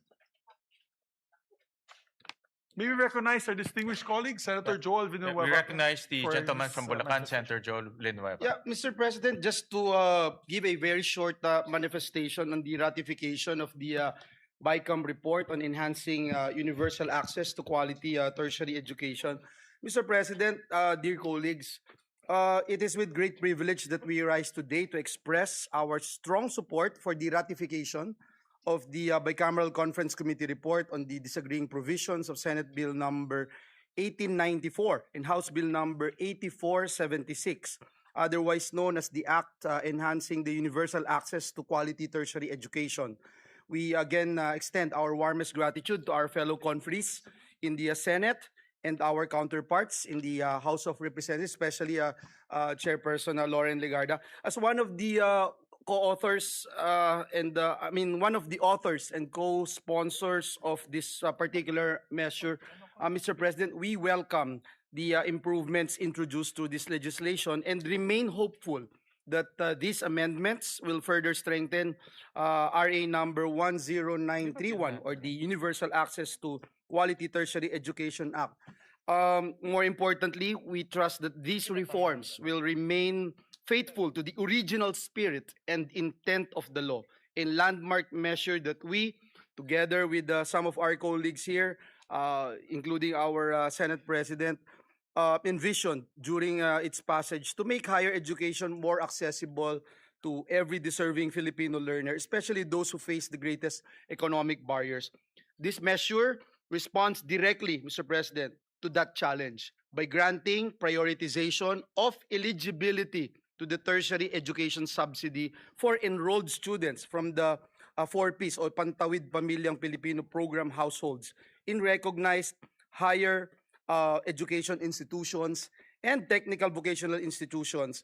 We are helping, Mr. President, ensure that financial hardship does not stand in the way of educational opportunity. So ultimately, Mr. President, this measure advances our collective goal of building a more equitable and inclusive education system. It strengthens the country's commitment to supporting learners not only in gaining access to tertiary education, but also in successfully completing it and realizing their full potential. Again, Mr. President, for these reasons, we wholeheartedly support the ratification of this BICAM report. Maraming salamat, Ginoong Pangulo. At, Thank you, Senator Joel Villanueva. Thank you very much, sir, Deputy Majority Floor Leader. Thank you, sir. With that, I move to consider Senate Bill number 1991 under Committee Report number 53. I so move. Is there objection? Hearing none, the motion is approved. This is an act strengthening the National Agriculture and Fisheries Extension System to accelerate agriculture and fisheries development, Mr. President. The sponsor of this measure is Senator Kiko Pangilinan, and may we recognize the sponsor and to amend Senator Joel Villanueva. Yeah, we recognize the sponsor, Senator Kiko Pangilinan, and Senator Joel for his amendments. Thank you, Mr. President. If I may, Mr. President, with the permission of our chairperson, on page 5, this representation would like to propose that we delete lines 24 and 25 and replace them with the following. The roadmap shall contain, among others, measurable performance indicators, annual implementation targets, monitoring and evaluation mechanisms, periodic review provisions, and annual projected budgetary requirements, including the establishment of the local development hub. The rationale, Mr. President, is that this proposed amendment strengthens the second paragraph of Section 6 by expanding the required contents of the roadmap to promote accountability, guide implementation, and ensure measurable outcomes in the delivery of agricultural and fisheries extension programs. I submit to the wisdom of our chairperson. Your What Honor. does the sponsor say? Accepted, Mr. you. President. Is there any objection? Hearing none, amendment is approved. Thank you, Mr. President. On page 6, line 9, after the word act and before the period, insert the following. And other applicable laws, and without diminution of vested rights, benefits, and security of tenure of affected personnel. So the paragraph, Mr. President, will now read as follows.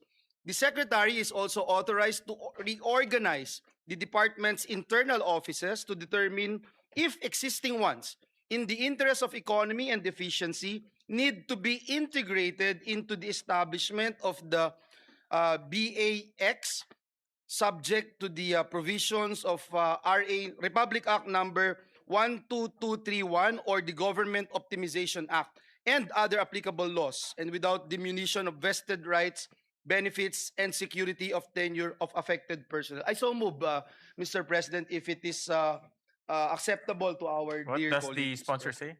Wholeheartedly accepted, Mr. President. Is there any objection? Hearing none, amendment is approved. Thank you, Mr. President. Mr. President, on page 7, between lines 10 and 11, insert a new paragraph. The Technical Education and Skills Development Authority, or TESDA, shall assist the BAEX in the development and implementation of technical, vocational, competency-based, and certification programs for AEWs, farmers, and fisherfolk, consistent with its mandate and subject to existing laws, rules, and regulations. I so move, Mr. President. Is there any objection?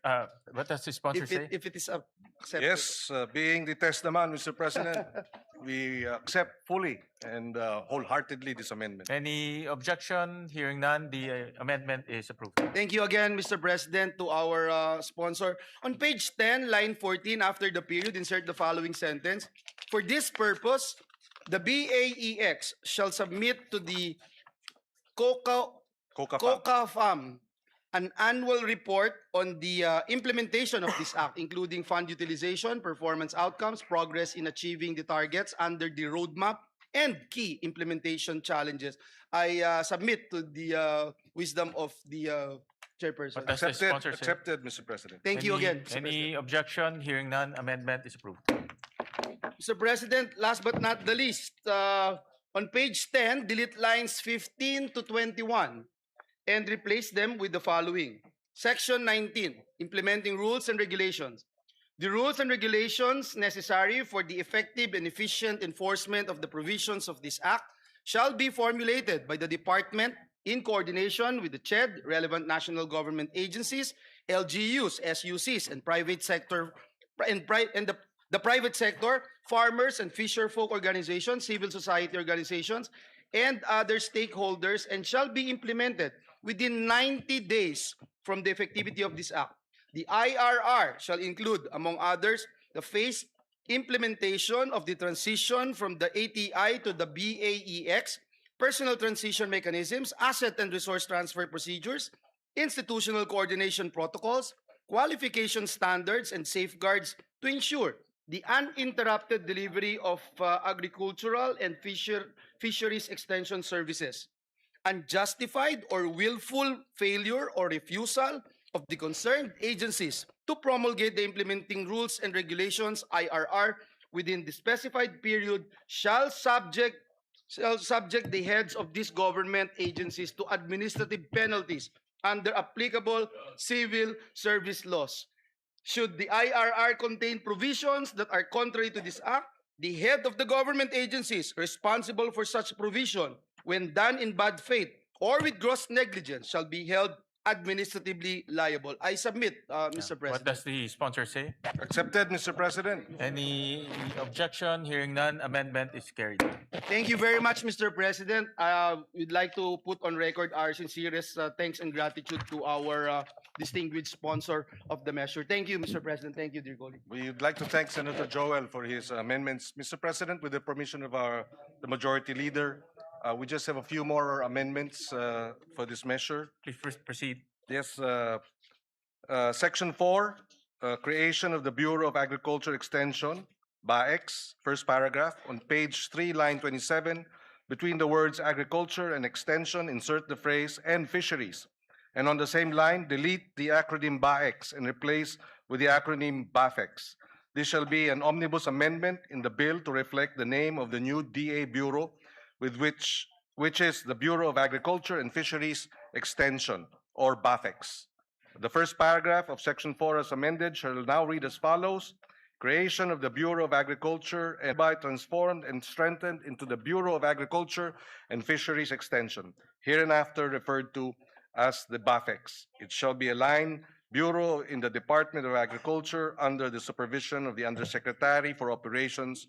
As a line bureau, it shall maintain physical offices at the national, regional, provincial, and municipal levels. So moved, Mr. President. Any objection? Hearing none, amendment is approved. On the same Section 4, second paragraph, on page 4, line 4, after the word section, delete the number 8 and replace with number 9. And it shall now read as follows. The BAFEX shall be headed by a bureau director with 2 assistant directors at the national level who shall head the technical services and administration and finance service. Technical service and administration and finance service, respectively. It shall further be comprised of such other personnel nationwide as indicated in the plantilla under Section 9. So moved, Mr. President. Is there any objection? Hearing none, amendment is approved. Thank you, Mr. President. Section 9, plantilla of BAFEX personnel. First paragraph. On page 6, line 25 to 31. Starting from the word agriculture, on line 25, delete the rest of the paragraph ending with the word country on line 31 and replace with the following. Director, Provincial Agriculture Extension Officer, Assistant PAEO, and Agriculture Extension Workers, AEWs. The department shall provide the details of the plantilla reflecting a minimum of 3 AEWs in every municipality in the country. The first paragraph of Section 9 shall now read as follows. Section 9, plantilla of BAFEX personnel. There shall be a plantilla of positions in the BAFEX, namely Bureau Director, 2 Assistant Directors, Regional Director, Provincial Agriculture Extension Officer, PAEO, Assistant PAEO, and Agriculture Extension Workers, AEWs. The department shall provide the details of the plantilla reflecting a minimum of 3 AEWs in every municipality in the country. So moved, Mr. President. Is there any objection? Hearing none, amendment is approved. Section 9, third paragraph. On page 7, delete the entire paragraph on lines 5 and 6 and replace with the following paragraph. The basic salary grade for Agriculture 1 shall be salary grade 13 in the government salary grade scale, consistent with Republic Act 12215 or the Philippine Agriculturist Act. So moved, Mr. President. Is there any objection? Hearing none, amendment is approved. Mr. President, on page 7, delete lines 15 to 16 and replace with agriculture officers, workers shall be entitled to appropriate representation allowance and traveling allowance, RATA, in accordance with existing regulations. So moved, Mr. President. Is there any objection? Hearing none, amendment is approved. Penultimate amendment, Section 16 on appropriations, first paragraph on page 9, line 25. After the word for, delete the word personal and replace with personnel. The first paragraph of Section 16 shall now read as follows. Section 16, appropriation for the first year of implementation of this act. The amount of 10 billion pesos shall be appropriated for personnel services and operation and capital budget requirements of BAFEX. It shall be sourced out of the total budget of the department. So moved, Mr. President. Is there any objection? Hearing none, amendment is approved. And finally, on the title of the bill, the following, the omnibus amendment approved earlier, the title shall now read as follows.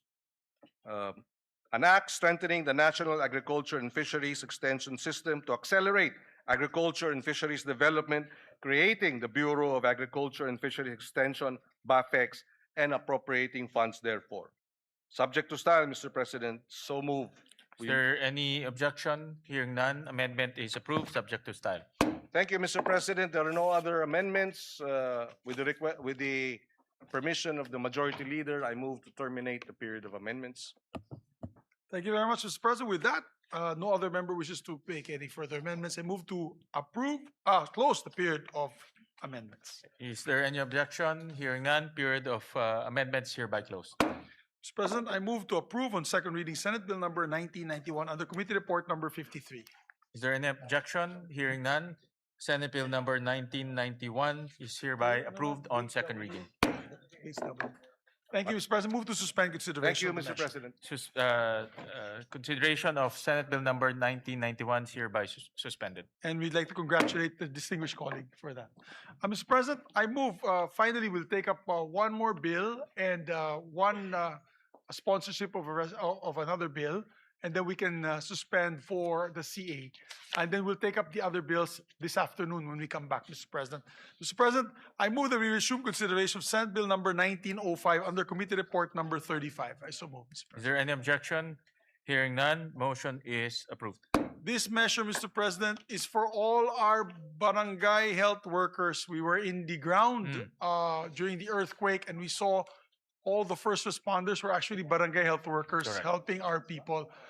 We promised them, Mr. President, we will pass this, and therefore I would like to recognize, sponsor Senator Risa Ontiveros for their finalizing our amendments on this measure, Mr. President. By the way, for the record, Mr. President, we passed this already in the last Congress. So it's just a matter of passing this once again in this Congress. Thank you, Mr. Majority Leader. We recognize the gentle lady from Panay, Senator Risa Ontiveros. Salamat po, Mr. President. Mr. President, there are no more committee amendments and no colleague has submitted individual amendments for proposal today. So, with the indulgence of the body, Mr. President, if the body will kindly allow, and in the light also of what the Majority Leader has said, na actually round 2 na po ito ng mga barangay health workers sa buong Pilipinas since the previous or 19th Congress. If the body will allow, Mr. President, I respectfully move with the indulgence of the Majority Leader that the body closes the period of amendment on Senate Bill number 1905, Mr. President. Yes. This is actually the second time around this bill Yes, came Mr. to the floor. President. Yes, Mr. And President. last time we actually approved it. Unfortunately, hindi ho siya natuloy. No? So Yes. with that, Senator Erwin is raising his hands. We recognize Senator Erwin Tulfo. Just a short manifestation, Mr. President, Madam Chair, our sponsor. Kailangan na po siguro talaga nating ipasaho ito. Kailangan po dahil ito po ay ang ating pong mga barangay health workers, ang mga first responders. Ito po nakita natin nung nagdaang earthquake sa Mindanao, sila po ang nauna.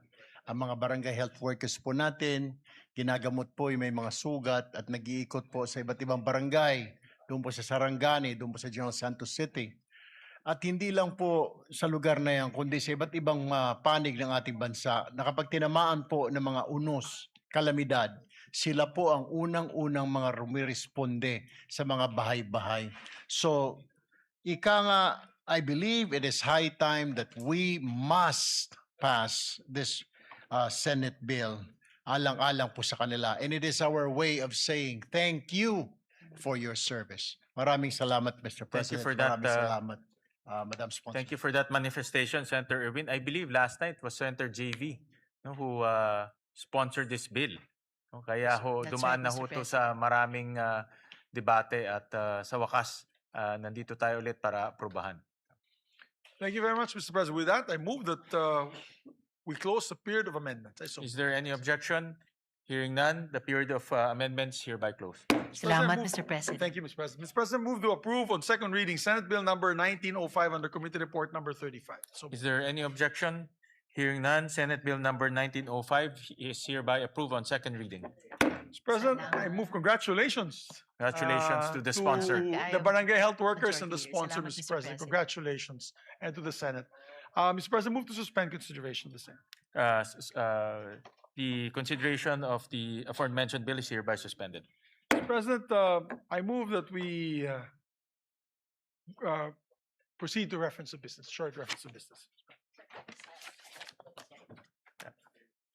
The Senate Secretary is directed to read the reference of business. Reference to business, message from the House of Representatives, letter from the House informing the Senate that on 3 June 2026, it passed the following House bills in which it requests the concurrence of the Senate. House number A389, an act prohibiting political dynasties in national and local elective offices. Referred to the Committee on Electoral Reforms and People's Participation and Constitutional Amendments and Revision of Codes. House number 9466, an act converting the National Feeding Program into a National Nutrition Program by expanding its scope and coverage and enhancing its support mechanisms, appropriating funds therefore, amending RA 11037 or the Masustansyang Pagkain para sa Batang Pilipino Act. Referred to the Committees on Basic Education, Agriculture, Food and Agrarian Reform, Ways and Means, and Finance. Committee Report 71, jointly by the Committees on Basic Education, Agriculture, Food and Agrarian Reform, and Finance on Senate number 2272, with Senators Tulfo R, Pangilinan, Marcos, Estrada, Villanueva, Lapid, Villar M, Aquino, Ejercito, Tulfo E, and Villar C as authors. An act strengthening and expanding the National Nutrition Program, amending for the purpose Republic Act number 11037, otherwise known as the Masustansyang Pagkain para sa Batang Pilipino Act, appropriating funds therefore, recommending approval in substitution of Senate numbers 87, 219, 431, 902, 1145, 1192, 1207, 1312, 1375, 1471, and 1767. Sponsor, Senator Aquino. To the calendar for ordinary business. Majority Leader. Oo nga. Pwede rin na.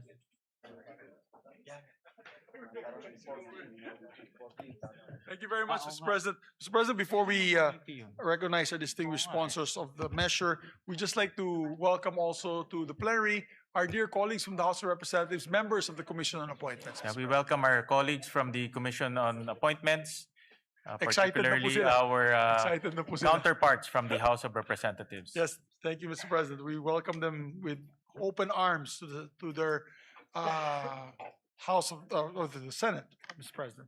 Mr. President, I move that we transfer to the calendar ordinary business special orders, Senate Bill number, it's not in my list, 2272. 2272, Mr. President. I so move.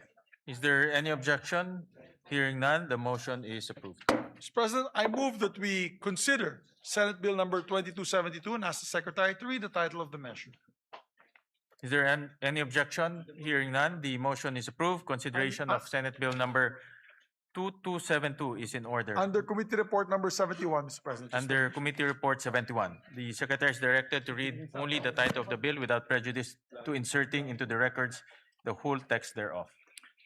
An act strengthening, expanding the National Nutrition Program, amending for the purpose Republic Act number 11037, otherwise known as the Masustansyang Pagkain para sa Batang Pilipino Act, appropriating funds therefore. Mr. President, we recognize the sponsor, Senator Bam Aquino, to sponsor the measure. We recognize the gentleman from Tarlac, Senator Bam Aquino. Mr. President, mga kasama, magandang araw po sa ating lahat. The Committee on Basic Education is pleased to present Senate Bill number 2272 under Committee Report number 71, which seeks to amend Republic Act 11037 or the Masustansyang Pagkain parang sa Batang Pilipino Act. Nais po natin pasalamatan ang ating mga kasamahan sa komite, ang EDCOM2 at ang iba't ibang ahensya na katuwang natin sa pagsulong ng panukalang ito. Sa lahat po ng mga pangyayari sa Senado sa nakaraang buwan, ang reformang ito na para sa kabataang nangangailangan at para sa kabataang nagugutom, ang isa po sa nakapanghihinayang po talaga na naantala ng ilang linggo. Mr. President, mahalagang tugunan po ang matagal ng issue ng stunting sa kabataang Pilipino. Ayon po sa ulat ng EDCOM2, sa loob ng 20 taon, mula year 2000 hanggang 2020, nananatili ang problema ng stunting sa ating kabataan. Currently, 26.7% of Filipino children under 5 years old are stunted. Ibig sabihin po, isa sa bawat 4 na kabataan ay hindi naaabot ang kanilang tunay na potensyal. They will carry the lifelong burden of undernutrition. Hindi po natin malulutas ang krisis sa edukasyon kung hindi po natin tututukan ang isa sa mga ugat nito, ang kakulangan sa nutrisyon na nagsisilbing hadlang upang epektibong matuto ang mga estudyanteng Pilipino. Ang ating pong panukala ngayon ay hindi lamang isang feeding program. Ito po ay reforma sa edukasyon, isa pong public health strategy at isa pong hakbang sa pagpapaunlad ng human capital ng ating bansa. Meron pong matatag na ugnayan sa pagitan ng nutrisyon at edukasyon. Ang isang gutom na bata ay hindi makakapag-focus. Ang isang malnourished na utak ay nahihirapan na maalala ang pinag-aralan sa eskwelahan. Ang expanded National Nutrition Program na ito ay tutugon sa isa sa pinakamalaking reformang kinakailangan ng ating sistema sa edukasyon. Noong ating pong unang termino, tayo rin po yung nag-sponsor ng RA 11037. Ngunit sa halos isang dekada ng implementasyon, nakita rin po natin ang mga gap o puwang sa sistema. Our goal today is to bridge those gaps through 3 major reforms. Una po, sa ilalim ng ating bagong expanded National Nutrition Program, magkakaroon ng life stage approach mula sa tamang nutrisyon ng buntis na mga nanay hanggang sa mga sanggol, sa mga toddler, hanggang sa mga school-age children, hanggang sa mga kabataan sa high school. Ibig sabihin po, sa lahat ng essential developmental stages ng ating kabataan, meron pong masustansyong pagkain para sa mga nangangailangan. Ginagawa rin po nating universal ang feeding para sa lahat ng batang nasa kinder to grade 3. Ibig sabihin po, lahat ng mga bata sa kinder to grade 3 sa ating public school ay makakakuha ng masustansyang pagkain. Isa po ito sa pinakamahalagang hakbang at pinakamalaking reforma para tugunan ang krisis sa nutrisyon at sisiguraduhin po natin na tuloy-tuloy ang pag-aalaga. Pangalawa, malinaw na accountability at data governance. Nililinaw rin po ng panukalang ito ang mga tungkulin ng DOH, DSWD, DepEd, NNC, DILG at iba't iba pang mga ahensyang patungo sa nutrisyon ng ating kabataan. Sa pamamagitan po nito, may iiwasan ng overlap at masisigurado na may nakatutok sa nutrisyon ng bata sa bawat edad. Sisimulan din po ang isang Universal Health Record or UHR. Sa pamamagitan ng tama at updated na data tungkol sa nutrisyon, mas madali rin pong matututukan at mababantayan ang paglaki ng bawat bata mula barangay hanggang sa paaralan. Pangatlo po, ang pag-uugnay sa lokal na produksyon. Isa pong pinaglaban din po ni Senator Kiko Pangilinan. Ang pagtugon sa malnutrition ay tugon din po sa kahirapan ng ating mga magsasaka at mangingisda, ang ating food producers. Bibigyan natin ng prioridad ang freshly prepared hot meals at local procurement. Sa pamamagitan po ng diretsyong pagbili sa mga lokal na magsasaka at mangingisda, sisiguro rin po natin ang kanilang kabuhayan. Kaya po yung budget para sa nutrition ay pwede rin pong magsilbing budget para sa ating lokal na agrikultura. Tulad din po ng ating Classroom Building Acceleration Program or CAP-ACT, maaaring bigyan ng suporta ang mga LGU na merong effective na feeding or nutrition programs. Sila po yung maaaring program nila sa kanilang sariling lugar. Mga President, Mr. President, mga kasama, ang nutrisyon po ay isang long-term investment para sa ating human capital at ekonomiya. Ang mga batang malusog ay mas may pagkakataong magtagumpay sa paaralan, maging produktibong bahagi ng ating workforce at makapag-ambag sa pag-unlad ng ating bansa. Nagbibigay din ang batas na ito ng karagdagang suporta para sa mga vulnerable sectors tulad ng indigenous learners, mga nasa GAIDA or geographically isolated and disadvantaged areas, mga batang may kapansanan at mga buntis na mag-aaral. Gaya po ng iba nating mga reforma sa edukasyon, inaasahan ko po ang inyong suporta upang masiguro na wala ng batang Pilipino ang uuwi na gutom o mahihirapang mag-aral dahil sa kubukulong sikmura. Simulan po natin ang pag-unlad ng ating bansa sa pinakapundasyon, isang batang Pilipinong busog, malusog, at handang matuto. Maraming salamat, Mr. President, mga kasama. Magandang araw po sa inyong lahat. Maraming salamat, Senator Bam, at maraming salamat at meron tayong ganitong batas para pumalutas po natin ang malnutrisyon sa ating bansa. At maraming salamat at binibigyan mo ng importansya ang kalusugan ng ating mga mag-aaral. Thank you, Mr. President. One of our principal authors and sponsors would like to also sponsor. We recognize distinguished colleague Senator Joel Villanueva. Yeah, we recognize Senator Joel Villanueva. Thank you very much, Mr. President, distinguished Majority Leader. Ginoong Pangulo, distinguished colleagues, it is an honor to co-sponsor Senate Bill number 2272 or the Expanded National Nutrition Program Act, strengthening and expanding Republic Act number 11037 or the Masustansyang Pagkain para sa Batang Pilipino Act. As one of the authors of this particular measure, having filed Senate Bill number 1145, we'd like to put on record our sincerest thanks and gratitude to the sponsor of the measure, our chairperson, Senator Bam Aquino, for pushing for these timely amendments to the law. Ginoong Pangulo, kapag po ang isang batang Pilipino ay pumapasok sa paaralan na wala pong laman ang sikmura, hindi lang po yan ang walang laman. Unti-unti rin pong nauubos ang kanyang pag-asa. Because before a child can dream, before a child can learn, before a child can succeed, he needs to be fed and nourished. According to UNICEF, Mr. President, nearly 1 in every 3 Filipino children under 5 years old is chronically malnourished. Ang stunting rate ng mga bata, mas mataas pa po ito, Ginoong Pangulo, sa nakakaalarma ng 28.8% na stunting rate ng buong bansa. Habang tayo po ay narito ngayon sa bulwagang ito, may batang Pilipinong pumapasok sa paaralan na tubig lang ang laman ng kanyang tiyan. May batang hirap na mag-concentrate sa klase dahil siya po ay gutom. At may mga magulang na pinipiling huwag kumain para lang may maihain naman para sa kanilang mga anak. Mr. President, the 2022 PISA results also showed that more than 1/3 Filipino students reported not eating at least once a week because of financial hardship. Hindi po simpleng statistics ito, Ginoong Pangulo.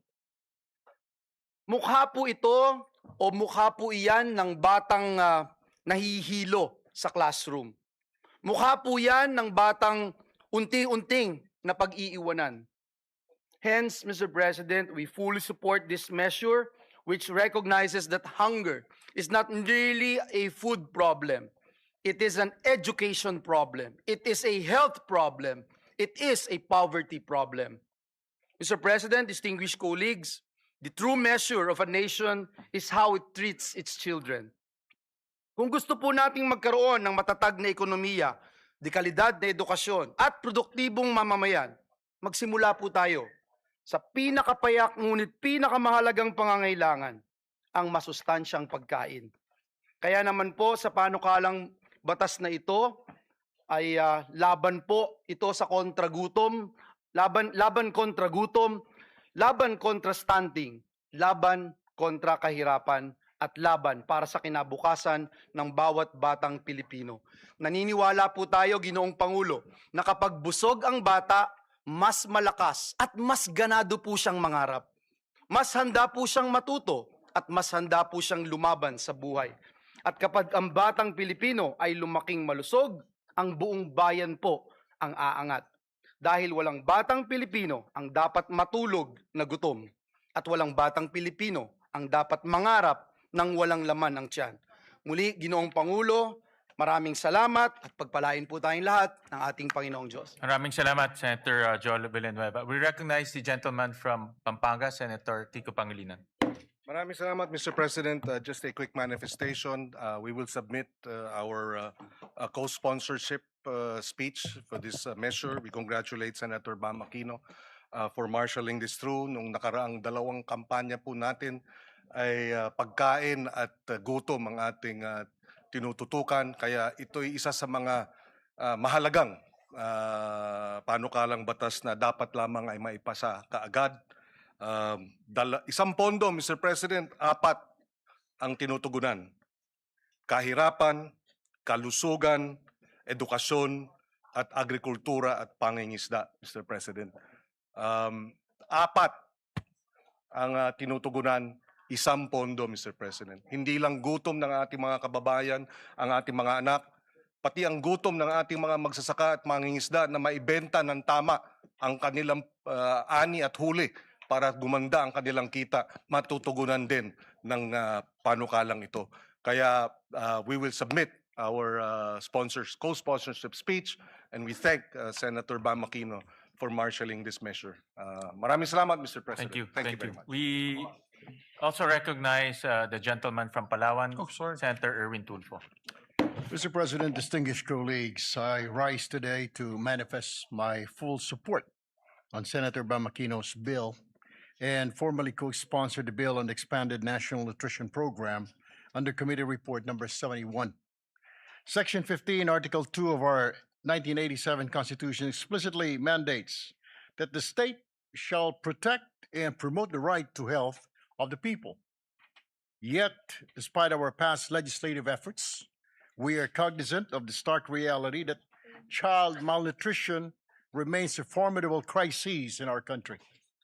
Under Republic Act number 11037 or the Masustansyang Pagkain para sa Batang Pilipino Act, our national feeding program is currently limited to a period of 120 days.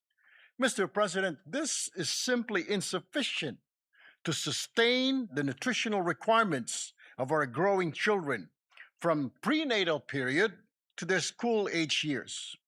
Hindi naman po nawawala ang gutom at malnutrisyon pagkalipas ng 120 days. Sa katunayan, karamihan sa mga kaso ng stunting ay nagsisimula sa unang yugto ng buhay ng isang bata. Kaya kinakailangan ang tuloy-tuloy at pangmatagalang interbensyon. It is for this reason that I also filed Senate Bill number 1471. Through this measure, we seek to extend the national feeding program. Furthermore, this bill represents an opportunity to simultaneously uplift another marginalized sector by harmonizing this measure with Section 11 of Republic Act number 11321 or the Sagip Saka Act.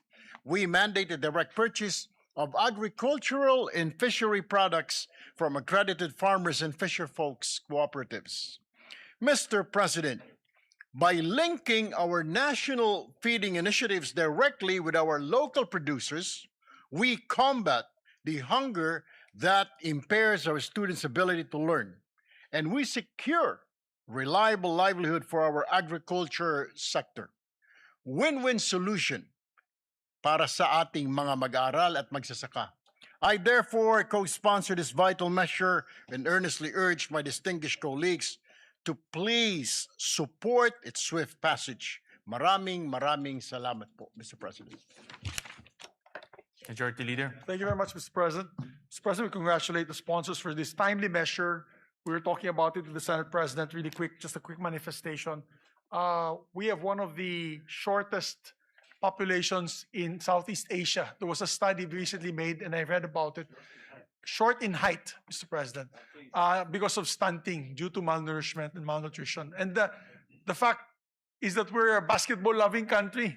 So if we do not address this, sayang naman yung pagmamahal natin sa basketball. As a matter of fact, nilampasan na po tayo ng leaps and bounds ng Vietnam and Thailand. The children's height or the height average of Vietnam and Thailand, matatangkad na sila. Because early on, they had promoted this school feeding program and nutrition program. So I'd like to thank Senator Joel Villanueva and Senator Bam Aquino for this measure, Mr. President, and we hope to pass this as soon as possible time. Majority Leader, Yes, with Mr. the just a short manifestation with the intervention of the Senate, Senator Bam, and the rest of our colleagues, we managed to increase the feeding program in DepEd to 28 billion pesos. So right now, ang target this year is to have universal feeding for kindergarten, grade 1, for 180 days. No? So araw-araw mapapakain na sila. And this bill bodes well with that budget because we need to institutionalize that. No? And kaya timely ho itong bill na ito para ma-institutionalize yung budget na inilagay ho natin. No? Thank you. Thank you very much, Mr. President. We need to do this and act on this measure with haste. Mr. President, I move to suspend consideration of the measure to allow our colleagues to study the measure further. Is there any objection? Hearing none, the aforementioned bill is hereby suspended. Mr. President, we'd just like to designate, before we suspend for the CA, we'd just like to designate the members of two bicameral conference committees that will happen very soon. I move that the Senate President rather designate the Senate conferees to the Conference Committee on the Disagreeing Provisions on Senate Bill number 1981 and House Bill number 4744. These are the bills on Private Basic Education Vouchers Assistance Act, Mr. President. Is there any objection? Hearing none, the following are designated conferees on the disagreeing provisions on Senate Bill number 1981 and House Bill number 4744. Senator Bam Aquino as chairperson, Senate President Win Gatchalian as the author of this bill, and Senator Joel Villanueva. For the minority, Senator Lauren Legarda and Senator Camille Villar. Thank you very much, Mr. President. Mr. President, I move also that we proceed with the Senate President's designation of Senate conferees to the Conference Committee on the Disagreeing Provisions on Senate Bill number 1966 and House Bill number 6636. This is the bill institutionalizing the Assistance to Individuals in Crisis Situations Act. I so move, Mr. President. Is there any objection? Hearing none, the following members are hereby designated as Senate conferees on the Conference Committee on Disagreeing Provisions on Senate Bill number 1966 and House Bill number 6636. They are Senator Erwin Tulfo as chairperson, members for the majority, Senator Ping Lacson, Senator Lito Lapid, Senator Vicente Soto III, and for the minority, Senator Bongo. Thank you, Mr. President. And also, for the record, Senator Kiko Pangilinan would like to be co-author and co-sponsor of the committee report of Senator Bam, as well as yours truly, Mr. President, if it can be made also co-sponsor and co-author. So recorded. Thank you. And Senator Rafi Tulfo as well, Mr. President. So recorded. Thank you, Mr. President. Mr. President, I move that we also elect, we have the list of the minority members to the CA so that they can also participate in today's commission on appointments. This list had come from the office of Senator Pia Cayetano. Mr. President, I move that we elect the following senators as members of the commission on appointments on the part of the minority: Senator Rodante Marcoleta, Senator Christopher Bongo, Senator Amy Marcos, Senator Lauren Legarda, and Senator Jinggoy Estrada. I so move. Is there any objection? Hearing none, the motion is approved. And also, Mr. President, pursuant to Article 6, Section 17 of the 1987 Constitution, I move to elect the following members to the Senate Electoral Tribunal on the part of the minority: Senators Pia Cayetano and Senator Robin Hood Padilla. I so move. Is there any objection? Hearing none, motion is approved. With that, Mr. President, I move to suspend session until 3 o'clock in the afternoon to allow us to have our Commission on Appointments hearings this afternoon, Mr. President. I so move. Session is suspended.